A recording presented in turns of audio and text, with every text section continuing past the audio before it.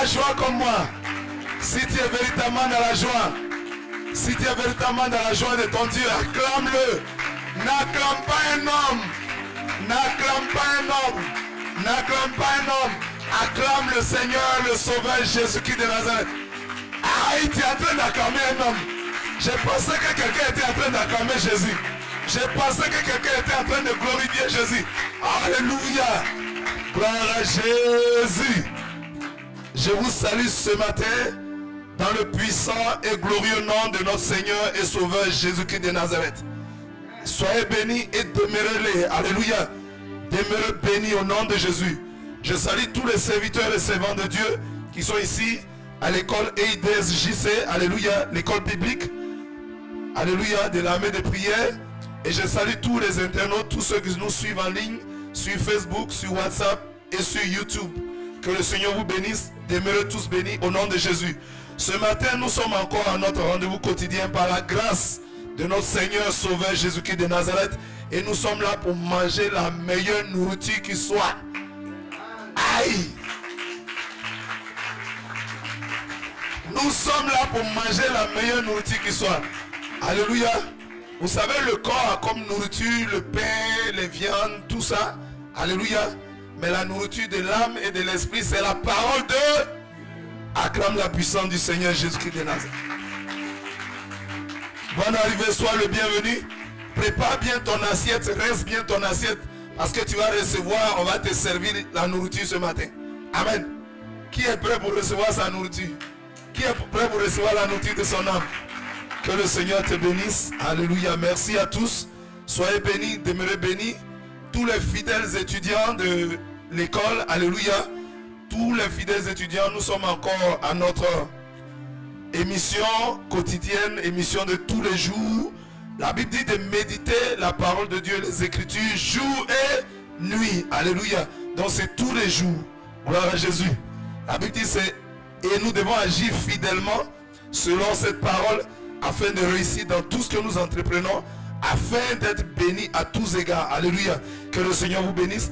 Alors, nous allons continuer l'étude d'hier, mais avant de continuer, nous allons faire un rappel, gloire à Jésus, pour voir si les étudiants suivent, alléluia, et si nous sommes en unité d'esprit, gloire à Jésus, si nous sommes un dans l'esprit, si nous sommes ensemble. Alors, nous allons tout de suite commencer le rappel de l'enseignement d'hier et de l'étude biblique. Hier, qu'est-ce que nous avons vu? Dispatchez les micros, s'il vous plaît. Disposez les micros, dispatchez les micros.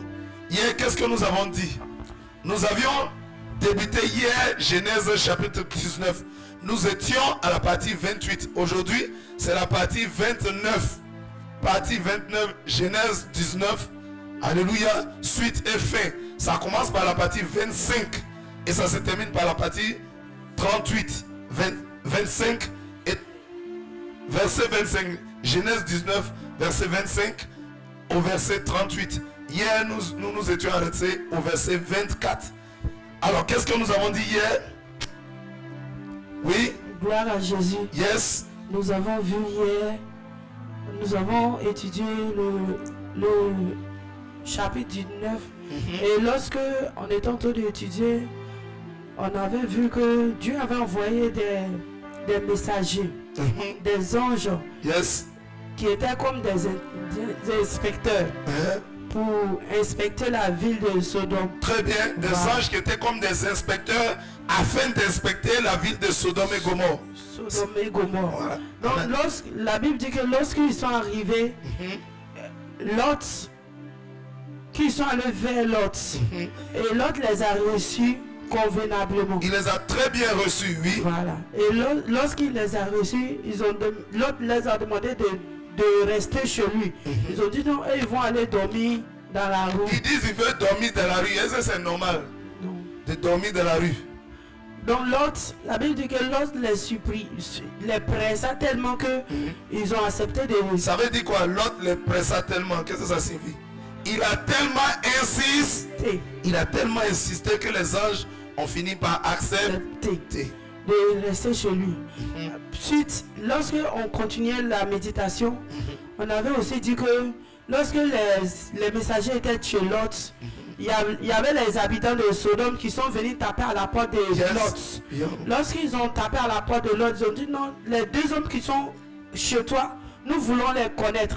On a vu par là, les connaître, c'est sorti avec eux. Les connaître, c'était de sortir avec eux. Qu'est-ce que ça signifie sortir avec eux? Avoir des Est-ce que rapports c'était pour les sexuels. prendre pour aller sortir de la maison? Non, C'était avoir quoi? des rapports sexuels avec Des eux. rapports intimes avec eux. Lot, Ces anges, quelle était l'apparence physique de ces anges? ils étaient sous la forme humaine. Ils étaient sous une forme humaine, mais la forme humaine, il y a garçon, il y a femme. C'est-à-dire, il y a la forme, il y a le genre masculin, il y a le genre féminin. Ils étaient Mais des hommes. l'apparence qu'avaient pris ces anges, c'était de quel genre? Des hommes. C'était des hommes, c'est-à-dire des garçons. Vous voyez les habitants de Sodome et Gomorrhe, les garçons voulaient aller avec des garçons. Et on a expliqué ça hier, on a dit qu'est-ce que c'était? Est-ce que l'Éternel, notre Dieu, nous sommes des serviteurs de Dieu? Nous sommes le peuple racheté de Dieu. Est-ce que Dieu nous donne le droit d'aller, quand on est homme, avec des hommes? Est-ce que Dieu nous donne le droit, quand on est femme, d'aller avec des femmes? Donc c'était contre nature, c'était anormal, c'était déplacé. Gloire à Jésus. Amen. Et donc qu'est-ce qu'on a dit en leçon? Et lorsque on continuait la méditation, on a vu que l'autre... Acclamons la puissance de la parole de Dieu. On voit qu'elle a très bien suivi hier. Et il y en a, presque tout le monde ici a très bien suivi. Et lorsqu'on Dieu. continuait la méditation, on a vu que l'autre les a suppliés de ne pas avoir, de ne pas connaître ces hommes, mais plutôt il a proposé ces deux filles qui n'avaient point connu d'hommes.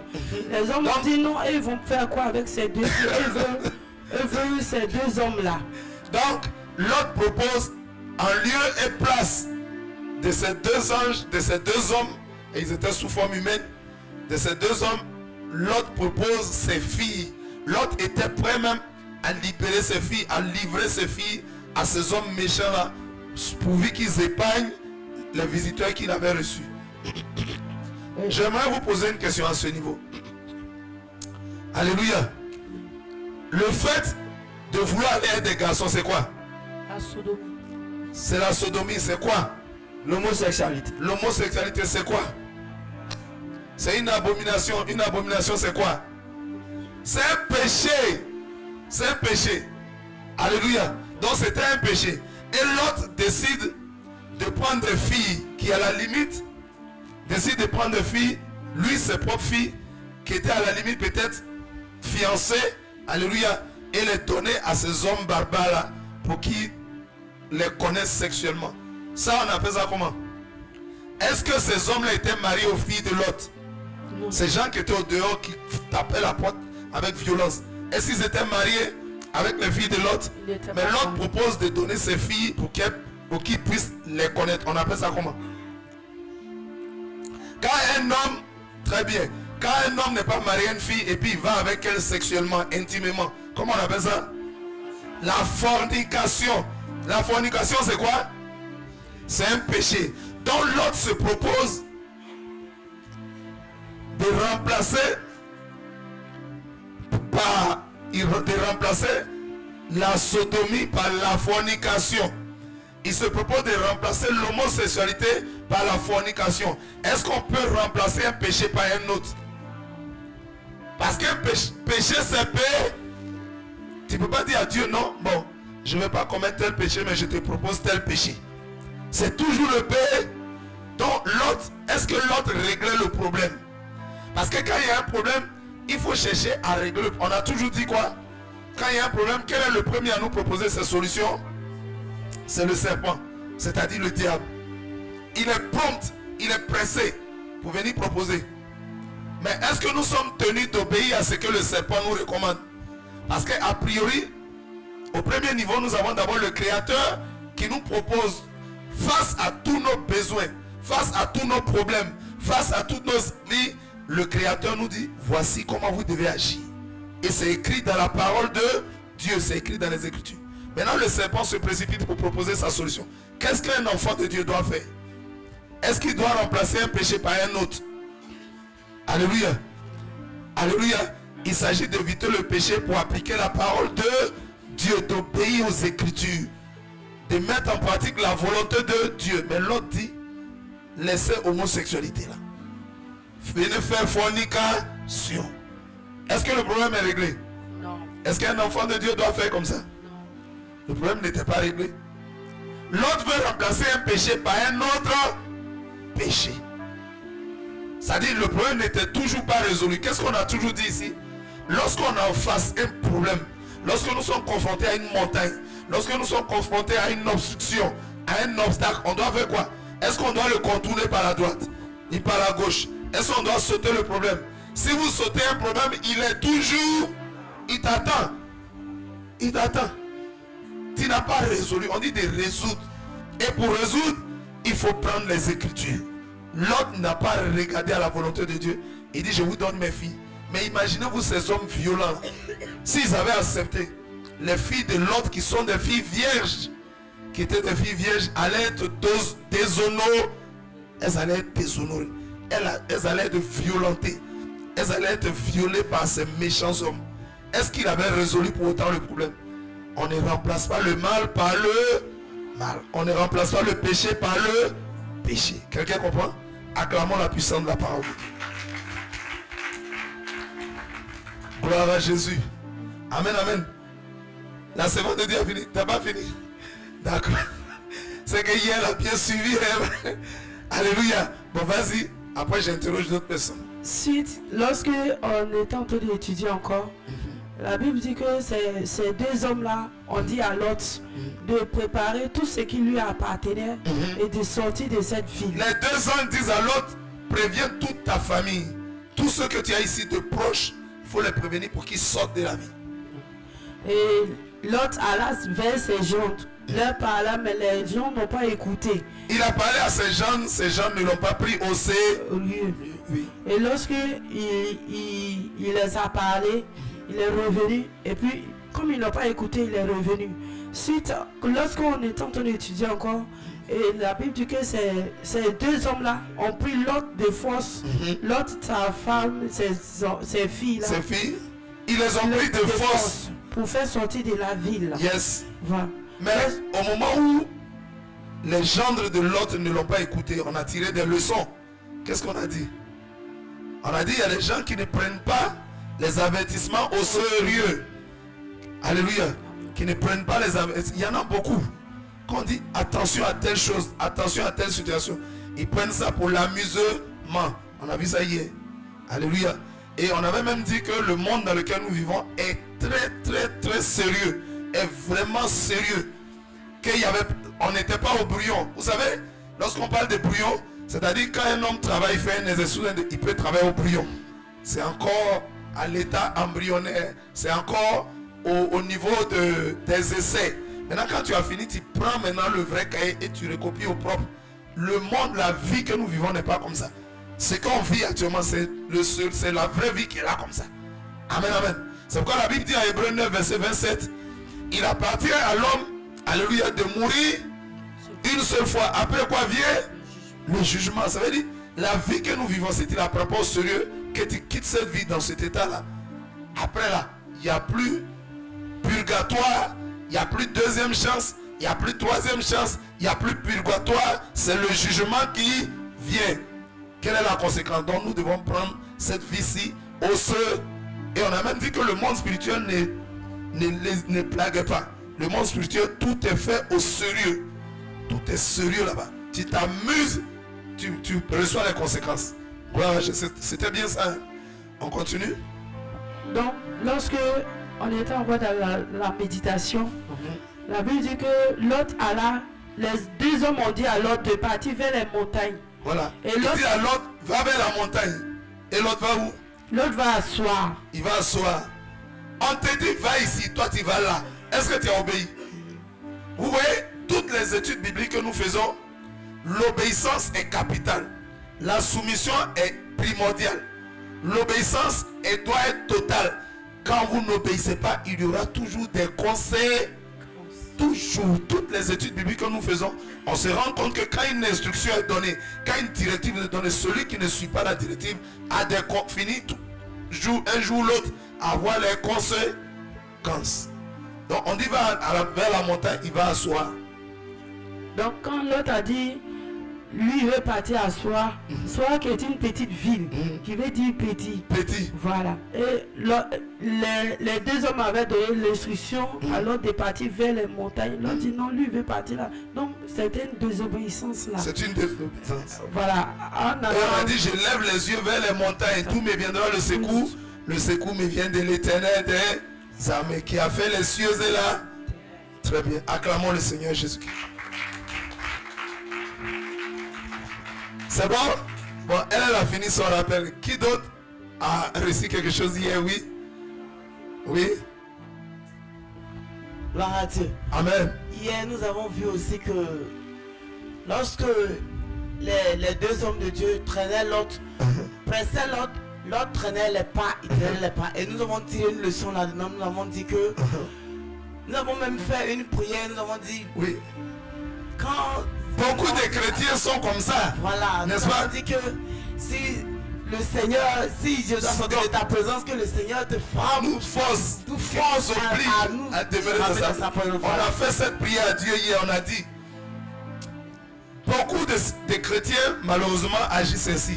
Ils tardent, ils traînent, ne prennent pas les choses sur eux, ils tardent. Et les anges ont pris l'ordre de force, lui et sa famille, pour les faire sortir de la vie. Donc on a dit, si on doit quitter la présence de Dieu, que Dieu nous force à demeurer dans sa présence. Amen. Ça là même, il ne faut même pas, il va jouer avec nous. Amen. Amen. Amen, amen. Amen. Amen, amen. Amen. Si une attitude, si un caractère, si un comportement est de nature à nous faire quitter la présence de Dieu, est de nature à nous faire quitter le droit chemin, que Dieu nous ramène, même de force.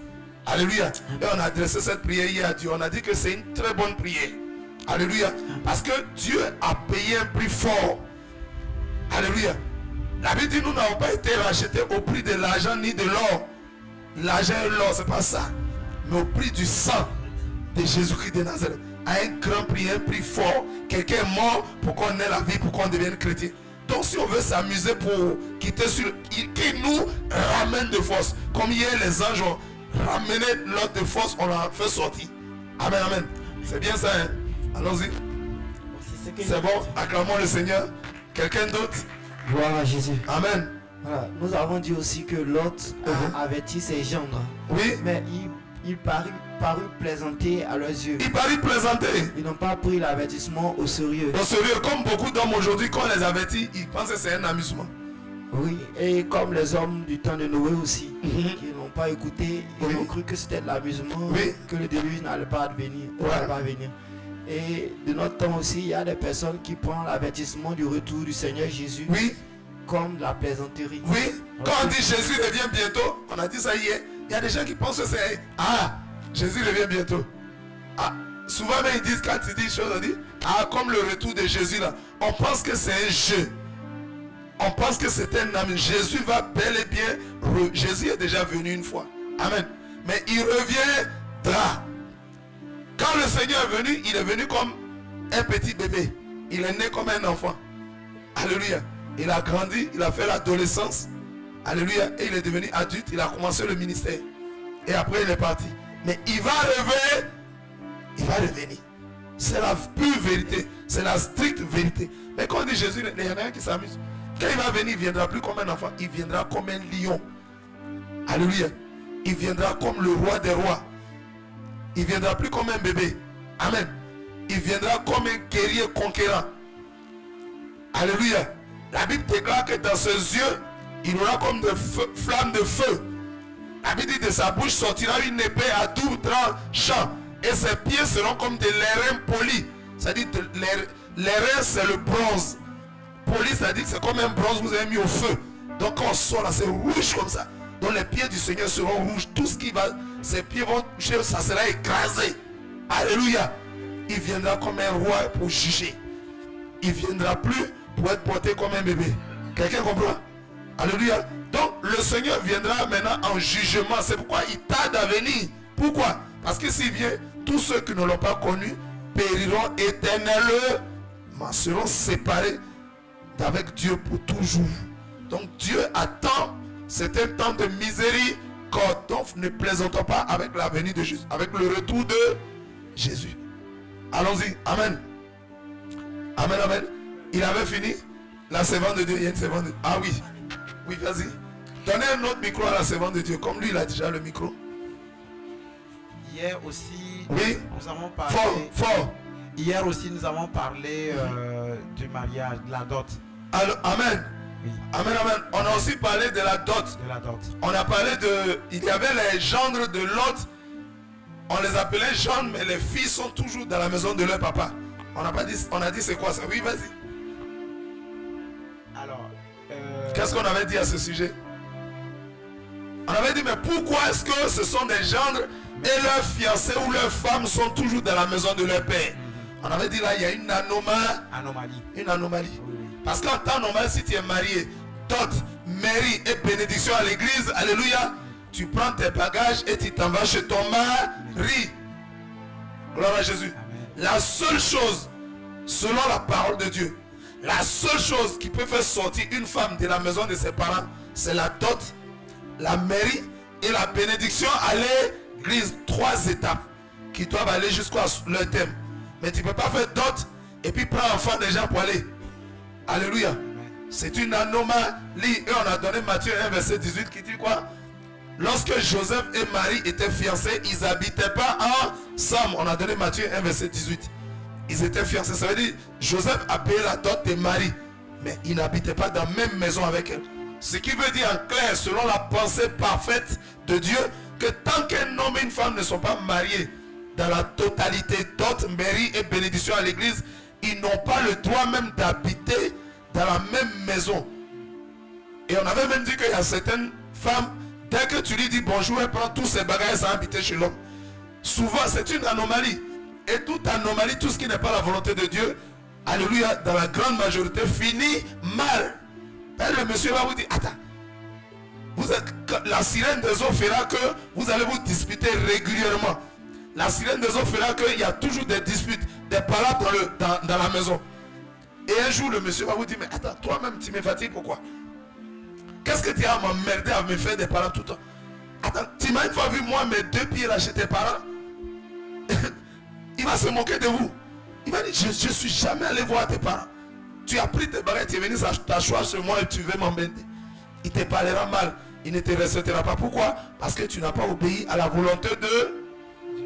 Si tu avais obéi, si tu avais dit, tant que le garçon ne me dote pas, il ne m'envoie pas à la mairie et on ne nous bénit pas à l'église, je ne ramasse jamais mes bagages. Joseph et Marie étaient fiancés. Ils n'habitaient pas ensemble. Gloire à Jésus. Amen, amen. Amen, amen. Donc on ne doit même pas habiter. Je vous dis les chrétiens, alléluia, du monde entier. Tant que tu n'as pas fait ces 3 étapes, alléluia, tu n'as même pas le droit d'habiter dans la même maison avec la femme. Parce que si tu le fais, c'est un état de concubinage. On appelle ça concubinage. Le concubinage ou les concubins, c'est une imitation du mariage. Comme le diable aime imiter Dieu, Dieu a mis bien les règles pour qu'on soit mariés et qu'on vive ensemble. Le diable dit, tu n'as pas besoin de tout ça. La voici, prends-la, va habiter avec elle. Le concubinage, c'est vivre comme si on était marié alors qu'on ne l'est pas.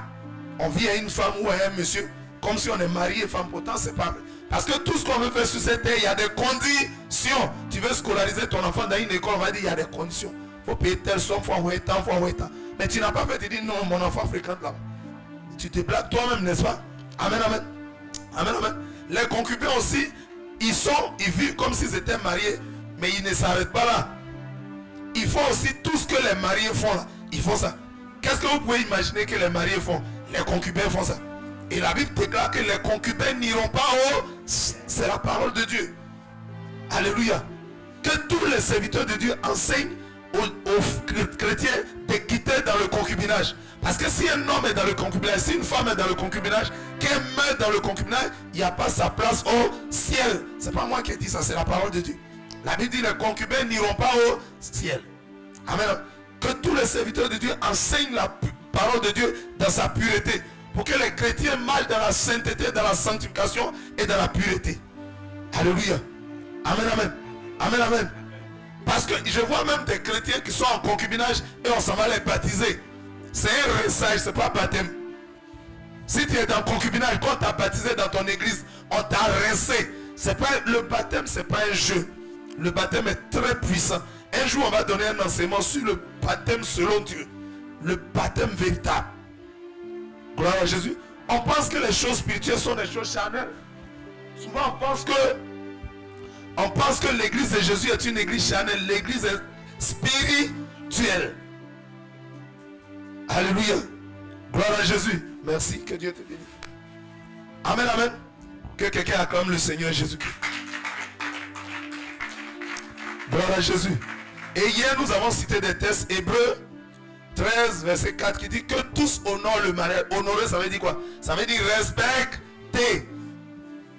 Pourquoi Dieu demande à tous? Il dit tous les hommes qui sont sur la terre doivent respecter les règles, les principes, les directives que lui, Dieu, il a mis dans le mariage. C'est Dieu qui a institué. Le mariage n'a pas été créé par un homme. Le mariage n'a pas été créé par un homme. C'est vrai qu'on fait des trajets, on fait des bouquets de fleurs. C'est pas ça le mariage. Le mariage, c'est un consentement. Le mariage, c'est un accord. C'est ça Dieu regarde. Sinon les voitures décorées, tout ça, trajet, bouquet de fleurs. C'est pas ça que Dieu regarde. Dieu regarde l'accord d'un homme et d'une femme. On va vous mettre ensemble. Que votre oui soit oui. Que votre non soit non. Ce qu'on y ajoute vient de Satan. Dieu veut votre accord. À la dot, vous donnez votre accord. À la mairie, le maire vous demande, l'officier de l'état civil, vous donnez votre accord. À l'église, le pasteur vous donnez votre accord. Ça fait combien d'accords? 3 fois.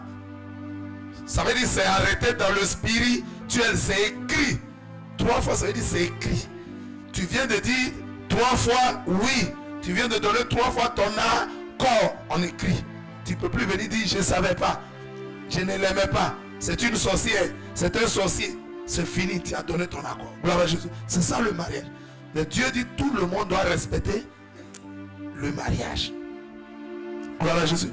Tu es papa, il faut respecter le mariage de ta fille. Tu es maman, respecte le mariage de tes enfants. Tu es frère, tu es cousin, tu es oncle, tu es grand-père. Respecte les principes que Dieu a établis pour le mariage. Que tous respectent le mariage. Et Dieu continue, il dit, car je jugerai les impudiques et les adultes. Pourquoi Dieu dit qu'il faut respecter, puis il dit il va juger les impudiques et les adultes? Ça veut dire quoi? Si tu n'as pas respecté les principes du mariage, tu as fait quoi?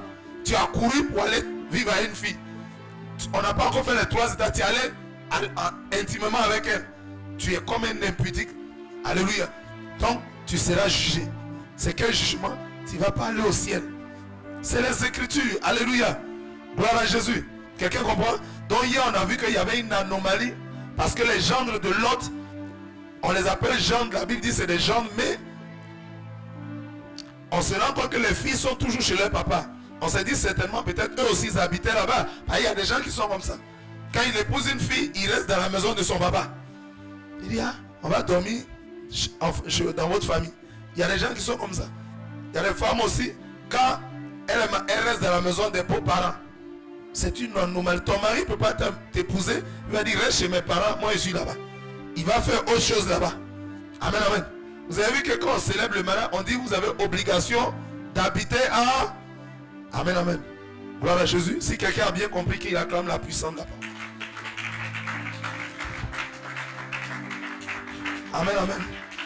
On a même dit qu'il était formellement interdit, c'est-à-dire totalement interdit, d'aller ensemble dans les rapports intimes tant que les 3 étapes ne sont pas terminées. Si ton pasteur te dit tu viens de payer d'autres, va dormir avec elle. C'est un encouragement à la fornication. Dieu va lui demander compte. Dieu va te demander compte. Gloire à Jésus. Il doit enseigner la parole de Dieu dans sa pureté. En Genèse 1, verset 27-28, dans le verset 28, tant que Dieu n'a pas encore béni le mariage d'un homme et d'une femme, on n'a pas le droit de commencer à se multiplier. C'est la parole de Dieu.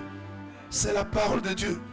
La Bible dit Dieu créa l'homme à son image. Il le créa à l'image de Dieu. Il créa un homme et une femme. Il les met ensemble, il est uni.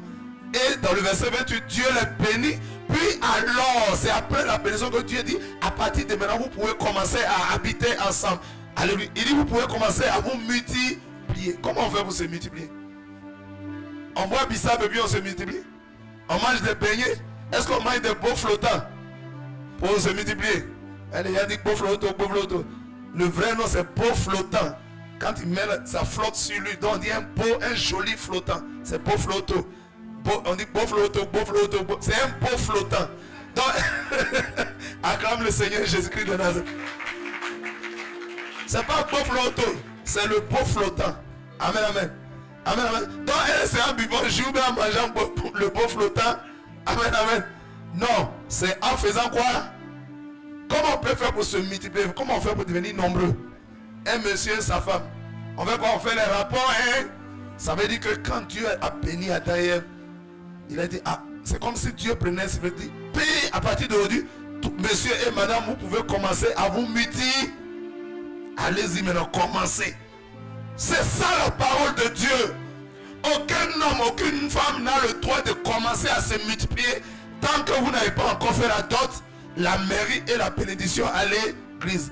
On n'a pas assez de temps, mais un autre jour, je vais donner l'enseignement par la grâce du Seigneur sur l'importance de la mairie. J'ai déjà entendu certains chrétiens ou certains pasteurs dire que mairie n'est pas écrit dans la Bible, donc on ne doit pas aller à la mairie. Si je vais expliquer ça, c'est un peu long. Amen. Parce qu'on doit lire les Écritures. Un autre jour, Dieu nous permettra, par la puissance de son esprit, de pouvoir éclairer. Alléluia. De par la puissance de son esprit, éclairer cet aspect-là. Que le Seigneur vous bénisse. On peut acclamer le Seigneur. Je voulais expliquer, mais ça va nous prendre trop le temps. On a une méditation à faire. Gloire à Jésus. Donc, vous voyez ce qu'on a vu hier. Nous avons vu les gendres de Lot. Alléluia. Qui étaient bizarres. Amen, amen. Amen, amen. Et l'autre voulait même livrer ses filles. Ne remplace pas un péché par un péché. Dernière intervention, oui. On a dit quoi hier pour finir? Gloire à Jésus. Yes. Moi, je voulais monter un peu plus haut. D'accord. Hier, dans la méditation, on a dit que lorsque Lot a reçu les deux hommes, il a organisé un festin pour eux et il a cueilli les pains sans levain. Acclame la puissance de la parole de Dieu. Alléluia. C'est très puissant. Elle est très vigilante. Donc, vous voyez que hier, nous avons dit quand Lot a reçu les deux anges, Lot lui a donné à manger, il a fait cuire. Séance tenante. Ce n'est pas nourriture d'avant-hier. Séance tenante, Lot a fait cuire des pains. Mais ce n'est pas n'importe quel pain. Dis à quelqu'un, il y a pain et puis pain. Dis à ton voisin, il y a pain et puis pain. On dit pain, c'est pas pain. C'est pas n'importe quel pain que Lot a donné. La Bible dit, il fit cuire, séance tenante, des pains sans le vin. Hier, on a dit que le levain, c'était quoi? Gloire à Jésus. Amen. Oui. Hier, on a dit que le levain, dans le développement, c'est une pâte où on ajoute la levure et puis ça gonfle, ça remonte. Donc, est-ce que la pâte a gardé sa nature originelle et originale? Non. Est-ce que la pâte est restée intacte? Elle a été changée, elle a été transformée. Alléluia. Elle a été dénaturée. Gloire à Jésus. Ça vous enseigne quoi? Hier, on a tiré comme leçon le levain. Alléluia. Dieu nous dit des pains sans levain. Gloire à Jésus. Amen, amen. Amen, amen. Amen, amen. À la Pâque, Dieu dit deux pains sans levain. Ça veut dire, on a dit le levain c'est le symbole du péché, de la souillure, de l'impureté. Donc on dit deux pains sans levain, ça veut dire le pain où il n'y a pas de pain. Le pain, ça peut symboliser l'homme. Donc il faut être sans péché. Ça veut dire quoi? Il faut marcher dans la sainteté, dans la pureté, dans la sanctification. Il faut fuir le monde. Il faut s'éloigner du monde. Alléluia. Le monde c'est quoi? On a défini le monde comme toute pensée ou toute action totalement, absolument opposée, alléluia, à Dieu et à sa volonté. Le monde, on peut imaginer un espace très vaste dans lequel nous évoluons. Mais aujourd'hui, quand la Bible parle du monde, alléluia, c'est un système de pensée, un système d'action totalement opposé, toujours opposé à la pensée de Dieu, à la volonté de Dieu. C'est-à-dire quand Dieu dit, apportez à la maison du trésor la dîme, le monde dit, on ne paye plus de dîme. Et cette dîme là, c'est pas une hérésie. On ne paye plus de dîme. Quand Dieu dit l'homme quittera son père et sa mère, s'attachera à sa femme, le monde dit non, il ne s'attache pas à une seule femme. Il va s'attacher à plusieurs femmes. Ça c'est le monde. Toujours opposé à Dieu. Alléluia. Quand Dieu dit l'homme quitte, un homme quitte son père et sa mère, s'attache à sa femme, le monde dit non, un homme il quitte son homme pour s'attacher à son homme. Garçon, garçon. C'est le monde toujours opposé à Dieu. Gloire à Jésus. Gloire à Jésus. Acclame le Seigneur Jésus-Christ.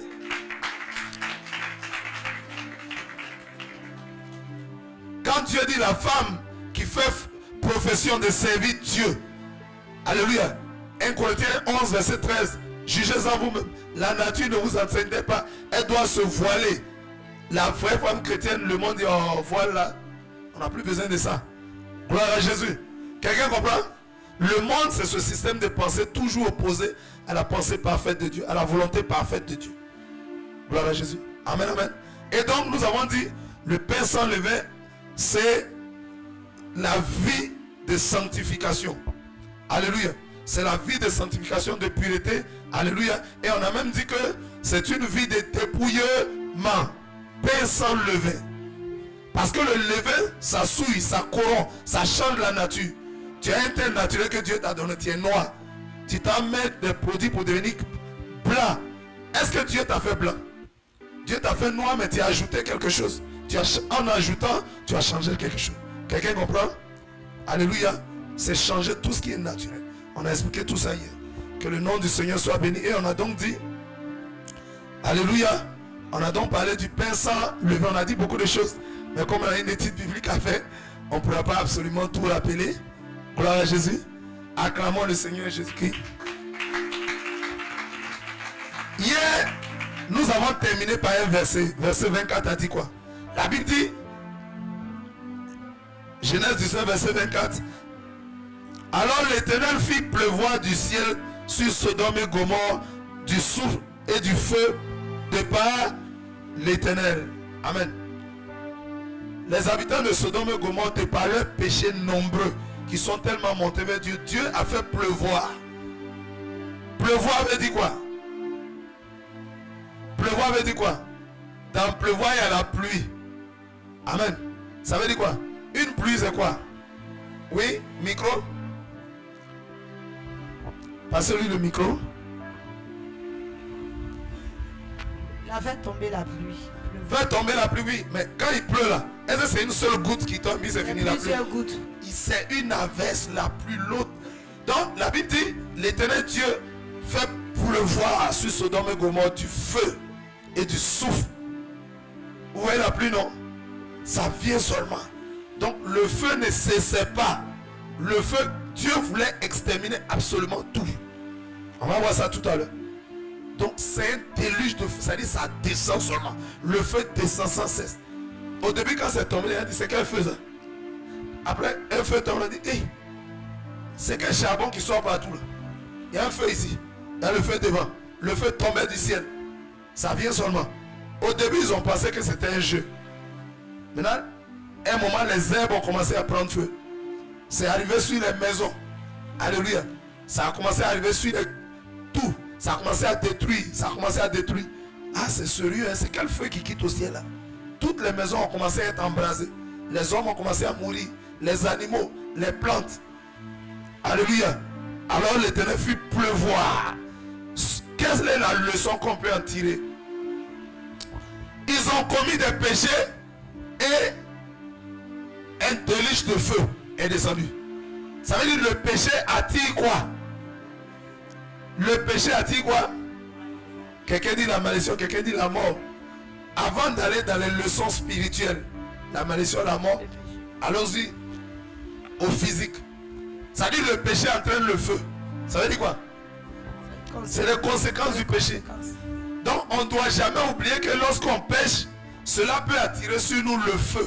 Quelle est la nature du feu? Le feu fait quoi? Le feu brûle, le feu consume, le feu détruit, le feu ravage. Méditons bien pour comprendre quelles sont les conséquences du péché. Avant d'atteindre la mort, tout cela, ça veut dire le feu. Analysons le mot feu. Le feu fait quoi? Dans notre vie courante, dans nos vies habituelles, quand on voit le feu, qu'est-ce que le feu est amené à faire? Qu'est-ce que le feu est appelé à faire? Qu'est-ce que le feu fait? Prenez l'exemple. Le feu fait quoi? Le feu détruit. Le feu d'abord, Ça détruit, ça brûle. ça brûle. Ça brûle. Amen. Le feu brûle. Et quand ça brûle, ça fait quoi? Ça consume. Amen, amen. Hein? Quand ça brûle, quand on brûle, te brûle là, quand le feu te brûle, ça fait quoi? Ah, tu es à l'aise, hein? Et je suis dans le climatiseur, et avec moi le feu me brûle bien. Je suis à l'aise là, c'est ça? Non. Ça fait quoi? Quand ça te brûle, ça fait quoi? Ça fait mal. Ça brûle la peau. Premier degré, deuxième degré, troisième degré.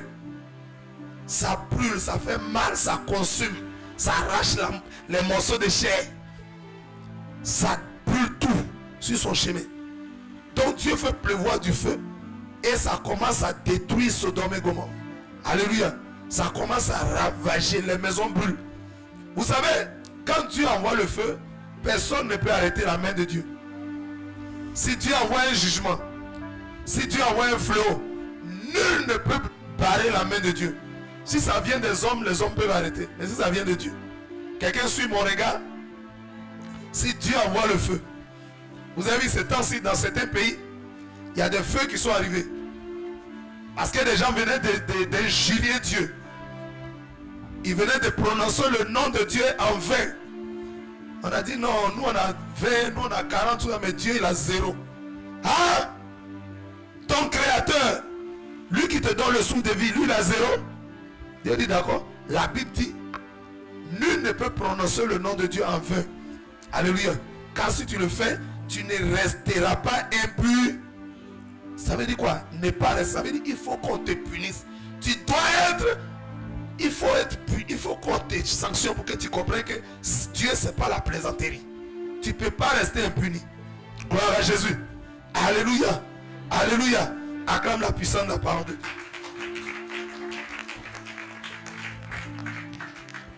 On ne blasphème pas le nom de Dieu. On peut s'amuser à nos choses, nos arbres, nos villes, mais l'Éternel, le Dieu créateur, Jésus-Christ de Nazareth, on ne prononce pas son nom en vain pour se moquer, pour plaisanter, pour s'amuser. Alléluia. Amen, amen. Donc, par le péché entraîne quoi? Non seulement le péché entraîne le feu, mais le péché entraîne un déluge de feu, la pluie de feu. C'est ça le péché entraîne. Que nous notions chaque fois tout ce que le péché entraîne comme conséquence. Si tu ne veux pas être brûlé, il ne faut pas payer. Si tu ne veux pas être brûlé, il ne faut pas pécher. Alléluia. Le péché entraîne le feu. Et pas seulement un feu, ça entraîne une pluie de feu. Le péché peut entraîner une pluie de feu. Alléluia. Dieu étant juste, s'il y a un péché, il y a un jugement. S'il y a plusieurs péchés, il y a plusieurs jugements. S'il y a un déluge de péché, c'est-à-dire un grand nombre de péchés, il y a aussi une pluie de feu. Gloire à Jésus. Donc la Bible dit, alors l'Éternel fit pleuvoir du ciel sur Sodome et sur Gomorrhe, sur les deux villes, du souffle et du feu de par l'Éternel. Ce qu'on dit de par l'Éternel, ça dit ce feu-là ne venait pas de quelqu'un d'autre. Ce n'est pas un incendie comme ça au hasard. Alléluia. Ce n'est pas un incendiaire qui a fait allumer une petite forêt et puis ça a commencé à brûler. Ce feu-là venait de Dieu. Si quelque chose, un jugement vient de Dieu, qui peut arrêter ça? Qui?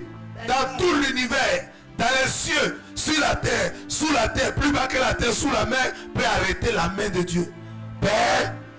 Personne. Gloire à Jésus. Et donc quand le déluge de feu est venu, ça a ravagé tout Sodome et Gomorrhe. Verset 25. Allons-y, 25. Il détruisit ces villes, toute la plaine, tous les habitants des villes, des plantes de la terre. Gloire à Jésus. Regardez le péché. Le péché peut entraîner des dégâts collatéraux. Quand on dit collatéraux, ça veut dire latéral, c'est un côté. Amen. Cause, c'est tout ce qui est autour. Amen. On dit latéral, c'est un côté. Donc, tous les côtés peuvent être ravagés. Ça veut dire, il y a une chose qui est visée, mais tout ce qui est autour de cette chose peut aussi être atteint. C'est la ville de Sodome et Gomorrhe qui était visée. Les habitants de Sodome et Gomorrhe. Qui étaient visés? Les habitants de Sodome et Gomorrhe. Mais les habitants de Sodome et Gomorrhe habitent où? Ils habitent où? Dans une ville. Alors, de par leur faute, la ville a été détruite. Si vous êtes dans une ville, vous êtes dans un pays, que vous ne faites que pécher, à cause de vous, la ville sera détruite. À cause de vous, le pays sera détruit. Alléluia. Alléluia. Dieu dit, il va tourner sa face contre ce pays. Et si Dieu tourne sa face, c'est les démons qui viennent piller. Donc il détruisit les villes. À cause des habitants, la ville a été détruite. On dit quoi? Ces villes, plusieurs villes. Toute toute la plaine a été touchée. Les plaines qui entouraient les villes ont été touchées. Tous les habitants des villes, on dit tous les habitants de ces villes ont été détruits. Amen. Les plantes de la terre, même les plantes, même les arbres, les forêts de ces villes ont été quoi? Ravagées. Faisons attention à l'étude biblique. Amen. Faisons, c'est-à-dire prêtons attention à toutes les notions, les mots que Dieu utilise. Vous voyez les conséquences du péché? Le péché peut détruire des hommes, détruire les quartiers, détruire les villes, détruire les pays, détruire les nations, détruire les peuples, même les animaux et les arbres, les plantes. La flore peut être détruite. La flore, c'est l'ensemble des forêts, des herbes, de tout ce que vous pouvez imaginer, la verdure, tout ça. Gloire à Jésus. Tout ça a été détruit. C'est par la faute de quoi? C'est par la faute de quoi? Donc, regardez les conséquences du péché. Est-ce que les conséquences du péché sont comme ça? Elles sont comment? Elles sont vastes. Elles sont énormes. Elles sont énormes. Acclamons le Seigneur Jésus. Alléluia. Que cela serve de leçon à nous qui sommes les hommes qui habitons sur la terre. On ne se moque pas de Dieu. Ce qu'un homme aura semé, il le moissonnera.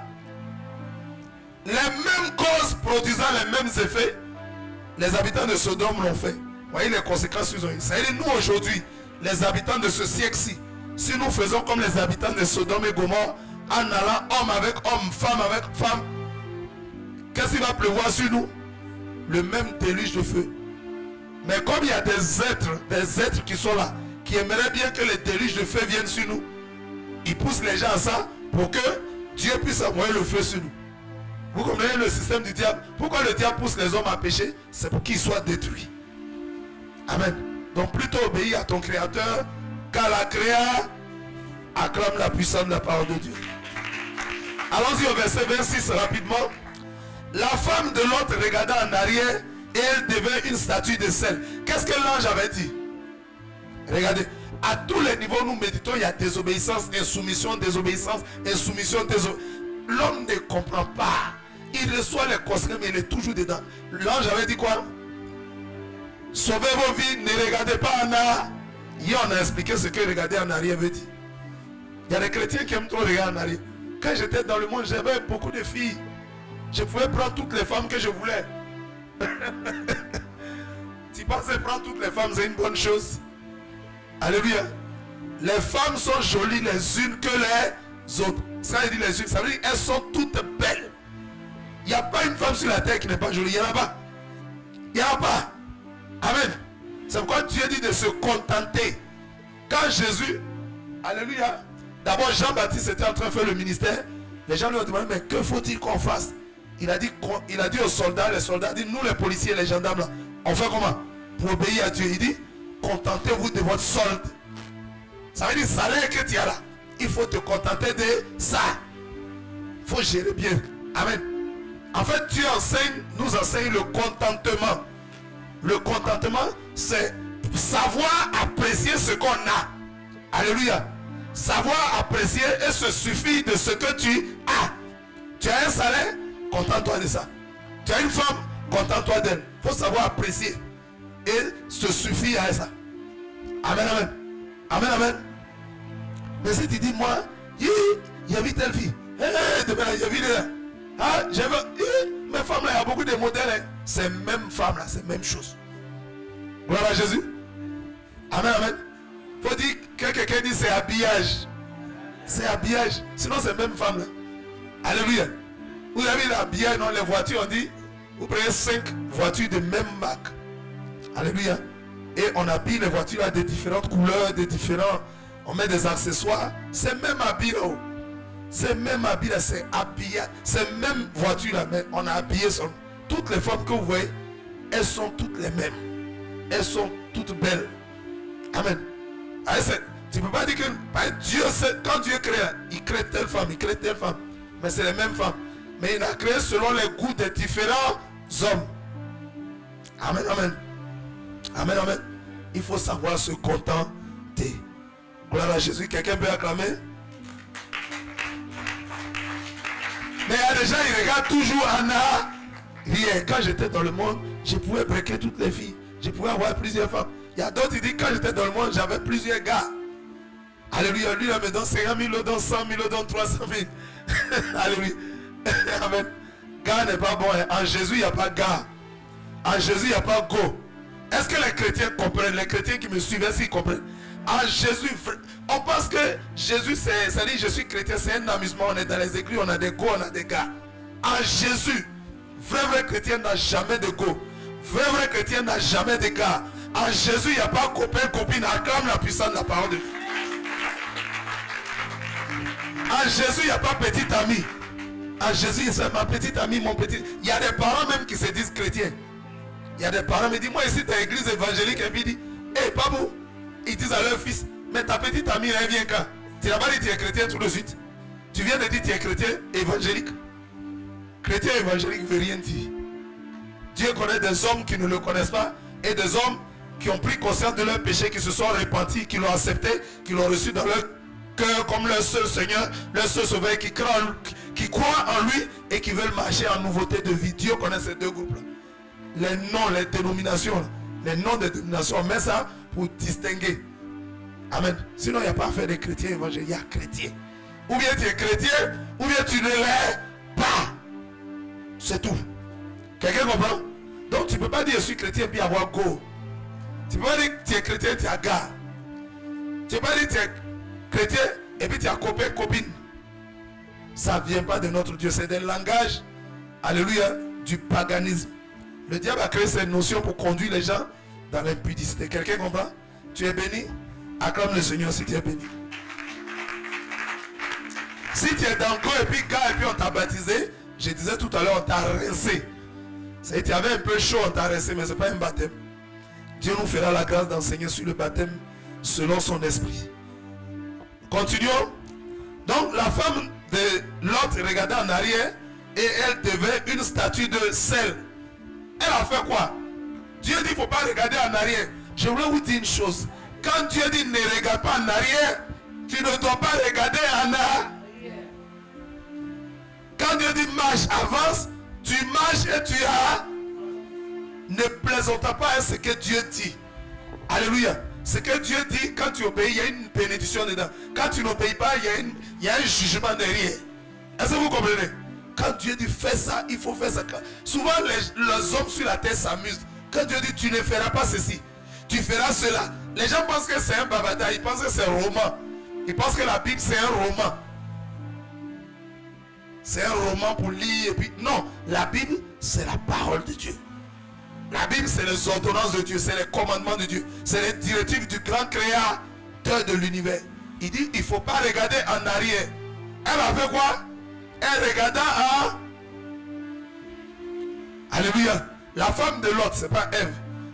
Il y a des choses qu'on appelle les lapsus. Qui connaît les erreurs? Il y a les lapsus lingués et il y a les lapsus calami. Un lapsus, c'est une erreur. Tu t'es trompé. Alléluia. Amen, amen. Un lapsus lingué, c'est un lapsus calami. C'est tu es en train d'écrire une lettre. Tu voulais mettre femme et tu as mis garçon. C'est un lapsus calami écrit. Les lapsus lingué vient de langue. Ça veut dire, en parlant, je peux vouloir dire que les filles qui sont mariées prennent leur bagage pour aller chez leur mari. Et puis j'ai dit, elles prennent leur bagage pour aller chez leur papa. Ça veut dire, c'est pas papa, je voulais dire chez leur mari. Et puis j'ai dit papa. C'est un lapsus lingué.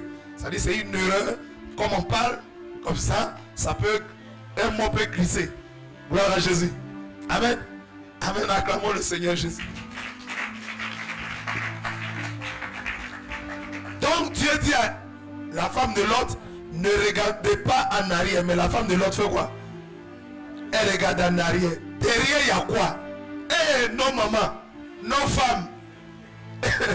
Vous voyez pourquoi Dieu dit à l'homme, homme aime ta femme. Et il dit à la femme, sois soumise à ton mari. Pourquoi Dieu dit à l'homme d'aimer sa femme? Parce que Dieu sait que l'homme n'a pas un problème de soumission, d'obéissance. Le problème de l'homme, c'est l'amour. L'homme ne sait pas aimer. Donc, homme, ton problème, c'est pas la soumission. C'est l'amour. Il faut aimer ta femme. Et dit à la femme, femme, sois soumise à ton mari. La femme n'a pas un problème d'amour, elle a un problème de soumis. Parce que les femmes aiment naturellement, elles sont affectives, elles sont attachées. Quand la femme est attachée, elle est attachée. Quand la femme aime, elle aime. Mais elle n'a pas un problème d'amour, elle a un problème de quoi? Quand la femme est attachée, elle est attachée. La femme de l'autre était à Sodome et Gomorrhe. Les femmes aiment ça. Hein? Là-bas, peut-être que l'autre lui a payé des choses, des biens. On lui dit quitte la ville. Aïe, cette ville-là, j'aime la ville. On est là-bas depuis longtemps. Mon mari a construit une maison là-bas. Mon mari a payé mes habits là-bas. Je n'ai pas pu prendre tous mes habits.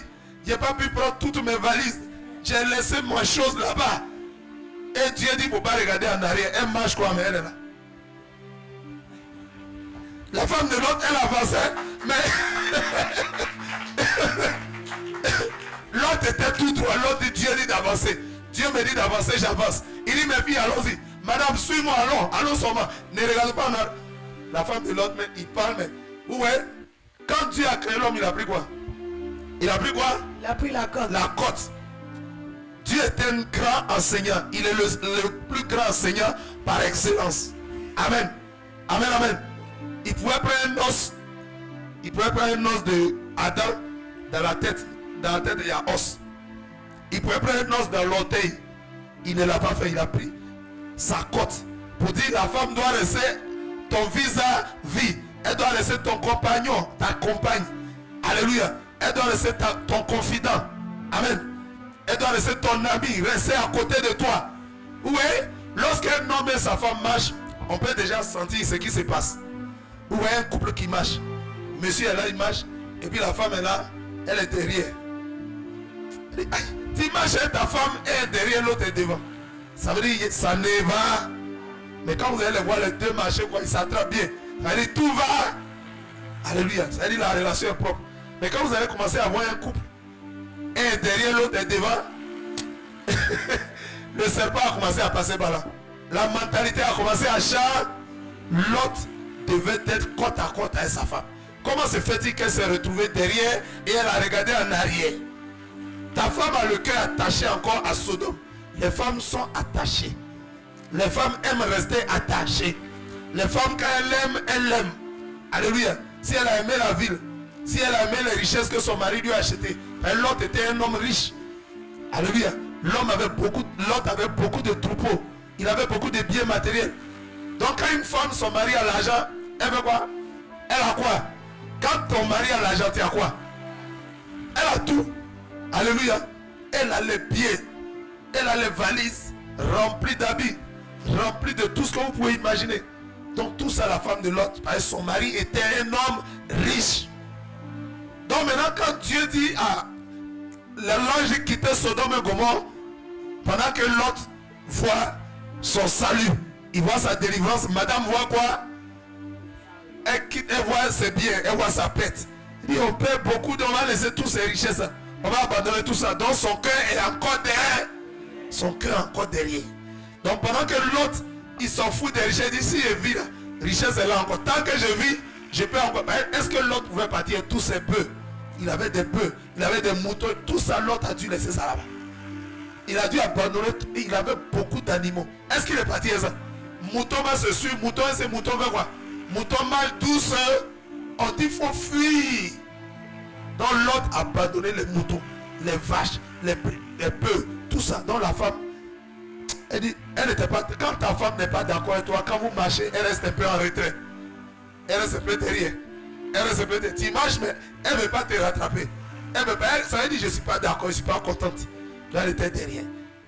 Et puis, ils avançaient. Elle veut quoi? Elle veut quoi? Elle veut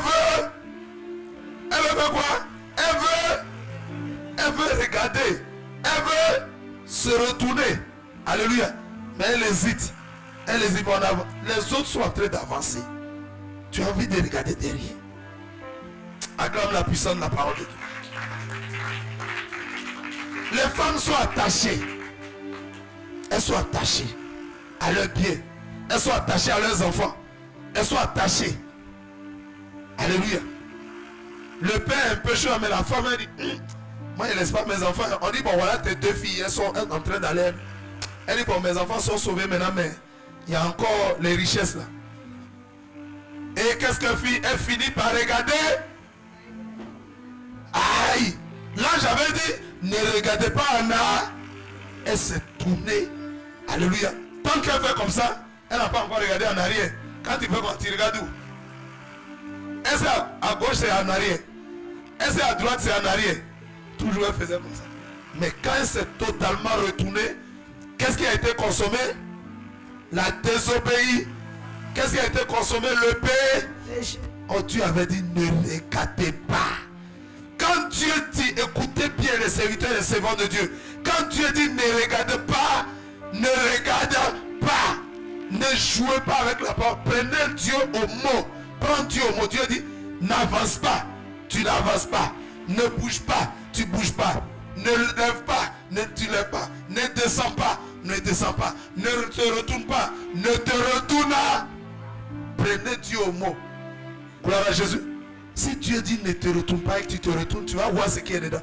Quand la femme de l'autre s'est retournée, le péché a été consommé. Elle a fait quoi? Elle est devenue, la Bible dit, elle est devenue une statue de sel. Une statue, c'est quoi? Gloire à Jésus. Toi, tu es un homme, tu es vivant, tu as la vie. Tu es une femme mariée. Mais quand tu deviens une statue, tu es devenu quoi? Est-ce que la statue vit? Est-ce que la statue respire? Alléluia. Est-ce que la statue a la vie en elle? Alléluia. Si la statue n'a pas vie,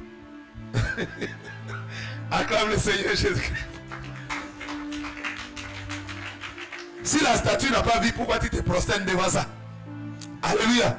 Pourquoi tu te prosternes devant la statue? Une statue, c'est quelque chose qui ne vit pas.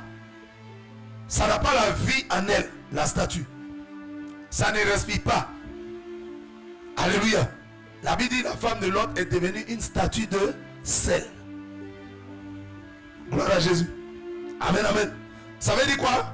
Passer de l'état d'humanité à statue, ça veut dire quoi? L'homme vit, l'homme respire. Alléluia. L'homme a la vie en lui. Quand il devient statue, la statue est statique. Elle ne vit plus. La statue symbolise quoi? La mort. La statue symbolise le jugement de Dieu. Symbolise la mort. C'est comme si elle est passée de la vie à la mort. Ça veut dire quoi? Le péché, quelles sont les conséquences du péché? Non seulement ça détruit l'homme, ça détruit les villes, les quartiers, les animaux, les plantes. Mais le péché nous transforme en statue. Donc imagine-toi si toi-même tu prosternes devant statue, le péché va te transformer en statue, mais toi-même tu es déjà statue. Gloire à Jésus. Le péché, alléluia, nous entraîne à devenir des statues. Le péché nous entraîne à la mort. Regardez toutes les conséquences du péché que nous voyons durant toutes les études bibliques. Quelqu'un a encore péché, il est devenu statue, il a été jugé. Est-ce que Dieu a dit, bon, comme c'est la femme de Lot, Lot a bien reçu mes anges, donc bon, je vais l'épargner. C'est ce que Dieu a dit? Est-ce que Dieu a dit, on a mangé pain sans levain, donc on laisse Lot comme ça, sa femme, on va la laisser. On ne se moque pas de ce qu'un homme aura sémé, il le moissonné. Acclame la puissance de la parole. Gloire à Jésus. Elle devint une statue de sel. Abraham se leva, alléluia, de bon matin pour aller au lieu où il s'était tenu en présence de l'Éternel. Quand cet épisode a eu lieu pendant que Lot fuyait et sa famille, matin Abraham se lève, le déluge de feu est fini. Et il se lève, il commence à regarder vers Sodome. Il sait que hier les anges allaient là-bas. Donc Abraham n'a même pas dormi la nuit. Il a eu comment on appelle ça? Il a eu un sommeil difficile. Il a eu une nuit blanche. Et les anges s'en vont en jugement contre Sodome et Gomorrhe. Et son neveu Lot est à Sodome. Donc Abraham se lève très tôt. Comme le roi. Alléluia. Comme le roi Cyrus. Quand Daniel a été jeté dans la fosse au lion, le roi n'a pas dormi. Daniel était son ami. Et Daniel était un fidèle serviteur. Mais des comploteurs ont fait en sorte que Daniel soit jeté dans la fosse au lion injustement, sans raison, sans avoir péché contre Dieu ni contre le roi. Et on les a jetés. Donc le roi n'a pas dormi. Très tôt matin, il s'est levé. Allons à la fosse. Il dit, ouvrez la fosse. Il dit, Daniel, que tu es encore en vie? Silence. Daniel, est-ce que tu es là? Daniel, vis-tu toujours? Silence. Il dit, vaillant serviteur de Dieu, est-ce que tu es là? Daniel dit, mon roi vit éternellement. Je suis en vie et en pleine forme. Les lions sont là, ils sont calmes. Ils ne m'ont rien fait. Il dit, ouvrez la face.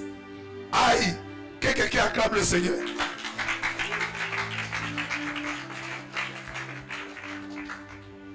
Vous savez pourquoi les lions n'ont pas mangé Daniel? Alléluia. On va voir ça encore. Acclame le Seigneur pour les révélations.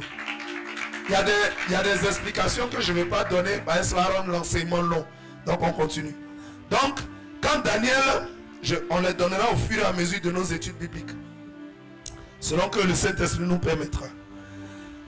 Alors, quand Abraham s'est levé, il a vu là-bas et il voyait que il y avait la fumée qui sortait. Verset 28. Il porta ses regards du côté de Sodome et Gomorrhe et sur tout le territoire de la plaine. Et voici, il vit s'élever de la terre une fumée, comme la fumée d'une fournaise. Amen. Donc Daniel, je dis Daniel, l'autre, Abraham, voit que la fumée s'élève du côté de Sodome et Gomorrhe. Est-ce qu'il y a fumée sans feu? Est-ce qu'il y a fumée sans feu? Quand il y a fumée, ça veut dire qu'il y a eu déjà du... Abraham dit, fumée qui sort là-bas là. Il n'y a pas fumée sans feu. Hein? Est-ce que les anges ont vraiment bombardé la ville? Et Abraham était là. Allons-y au verset 29. Lorsque Dieu, merci. Alléluia. Lorsque Dieu détruisit les villes de la plaine, il se souvint d'Abraham et il fit échapper Lot du milieu du désastre, par lequel il bouleversa les villes où Lot avait établi sa demeure. Alléluia. Lot a eu la vie sauve à cause de qui? À cause de l'intercession de son oncle. Pourquoi l'intercession de son oncle a été exaucée? Est-ce que Dieu a sauvé Lot à cause de lui-même? Alléluia. Est-ce que Dieu a sauvé Lot à cause de lui-même? La Bible dit Dieu sauva Lot à cause de l'intercession d'Abraham. Mais il y avait l'intercession, il y avait quoi entre Dieu et puis Abraham? Il y avait quoi? Il y avait alliance entre Dieu et Abraham. Alléluia. La Bible déclare que le Dieu que nous servons, il est le Dieu qui garde là. Il est le Dieu qui se souvient de l'alliance. Alléluia. C'est à cause de l'alliance que tu as entre toi et Dieu que Dieu garde tes enfants. Alléluia. À cause de ton alliance avec Dieu, Dieu garde il garde tes enfants. Il garde ta famille, il garde ta maison. Prenons 1 Corinthiens 7, à partir du verset 15. 1 Corinthiens 7, verset 15.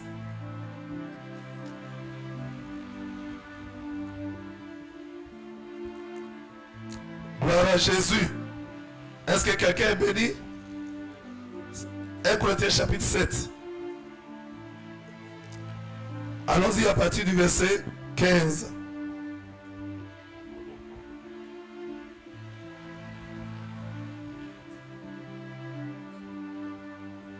La Bible dit à 1 Corinthiens, commençons par le verset 13. Commençons par le verset 13. Si une femme a un mari non croyant et qui consente à habiter avec elle, qu'elle ne répudie point son mari. Alléluia. Car le mari non croyant est sanctifié par la femme. Et la femme non croyante est aussi sanctifiée par le frère. Autrement, vos enfants seraient impurs, tandis que maintenant ils sont saints. Amen. Arrêtons-nous au 14, c'est bon. Je ne veux pas qu'on lise le 15. Amen. Arrêtons-nous au 14. 13 et 14. Gloire à Jésus. Amen, amen. Deux personnes sont des païennes, ne connaissent pas Jésus. Et elles commencent à s'unir, alléluia, d'autres mairies. Et pendant ce temps, il y a eux qui croisent Jésus et acceptent Jésus, ils deviennent chrétiens. Alléluia. Mais l'autre dit maintenant, ah, moi je suis chrétien, maintenant tu n'es pas chrétien. Non, il faut qu'on se sépare. Dieu dit quoi? Si une femme a un mari non croyant et qui consent à habiter, qu'elle ne se sépare point de son mari. Car le mari non croyant est sanctifié par la femme. Le mari non croyant est sanctifié par la femme. Ça veut dire quoi? Amen. Ça ne veut pas dire que le mari non croyant est sauvé. Amen, amen. Comme Dieu est en alliance avec sa femme, alléluia, amen, amen. Dieu, à cause de sa femme, peut garder le mari, mais il n'est pas sauvé. S'il meurt, il faut que lui-même il cherche à accepter Jésus. Il faut qu'il cherche lui-même à recevoir Jésus. S'il préfère rester païen, alléluia, amen, amen, mais qu'il consente à habiter avec, quand on dit consente à habiter avec toi, ça veut dire qu'il est d'accord avec tes conditions. La femme est chrétienne, dit bon, moi je n'ai pas encore accepté Jésus, mais il faut aller prier, il va faire l'œuvre de Dieu. Tu peux aller prier, tu peux aller servir ton Dieu, alléluia. Il consent à habiter avec elle, ça veut dire qu'il est d'accord avec ses conditions. Mais si le mari dit non, tu ne vas plus à l'église. Comme on est marié maintenant, il ne veut plus que tu pries Jésus. Maintenant tu as prié Bouddha. Maintenant tu as adoré les idoles. La femme n'est pas tenue, alléluia, de se soumettre à cela. Elle n'est pas tenue de désobéir à la parole de Dieu, alléluia, pour suivre son mari. Ah, comme on dit, le mari est le chef de la femme. Comme il m'a dit ça, bon. Donc, j'abandonne Jésus. Si tu abandonnes Jésus, tu vas aller en enfer. Dieu n'a pas créé le mariage pour que l'homme périsse. Il a créé le mariage pour que par le mariage, l'homme soit béni et puis il aille au ciel. Le mariage, c'est pour qu'on puisse glorifier Dieu, honorer Dieu, servir Dieu, le célébrer, le magnifier, amen, et continuer dans ce sens et être béni et aller au ciel. Mais si un mariage doit t'envoyer en enfer, si un mariage doit t'envoyer en enfer, il est mieux de choisir Jésus. Amen. Gloire à Jésus. Quelqu'un comprend? Alléluia. Acclame le Seigneur si tu comprends. Donc vous voyez que ton alliance avec Dieu peut protéger ton mari, tes enfants, mais ils ne sont pas sauvés. Chacun d'eux doit accepter Jésus-Christ de Nazareth. Sinon, s'ils meurent dans ça, il n'y a pas de salut pour eux. Gloire à Jésus. Retournons à Genèse 19 rapidement. On est... Genèse 19. Gloire à Jésus. Nous étions dans le verset... On est maintenant au verset 30. La Bible dit, Lot quitta Soar pour la hauteur et se fixa sur la montagne avec ses deux filles, car il craignait de rester à Soar. Il habita dans une caverne, lui et ses deux filles. Gloire à Jésus. Regardez, une famille. Il y avait quoi? Le foyer c'est qui? Le couple c'est qui? Le couple c'est monsieur, madame. La famille c'est qui? Monsieur, madame et les enfants. Amen. Le couple c'est monsieur, madame. La famille, monsieur, madame et les enfants. Voici, donc ils étaient une famille. Et désormais, qu'est-ce qui se passe? Il y avait monsieur, il y avait madame et il y avait deux filles. Il y avait même leur gendre. Désormais, la femme, ayant été punie, ayant été jugée et condamnée, Lot n'a plus de femme. Il a ses deux filles. Et Dieu lui dit, va vers la montagne, il s'en va vers la haine. Et il va habiter dans une grotte avec ses deux filles. Est-ce que vous voyez pourquoi la proximité, les petits coins coincés, ne sont pas bons pour un enfant de Dieu qui n'est pas marié? Les petits coins coincés. Alléluia. Il y a bâtiment de femmes, il y a bâtiment de garçons. Alléluia. Mais toi, c'est dans le bâtiment de femmes, tu viens toujours te laver. C'est dans le bâtiment de femmes, tu viens te changer. Coincé. Les soeurs, laissez-moi passer. Laissez-moi passer les soeurs. C'est toujours là que tu viens.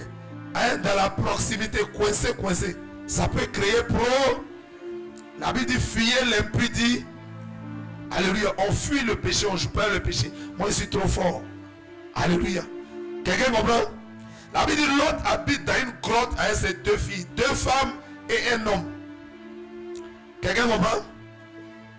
Alléluia.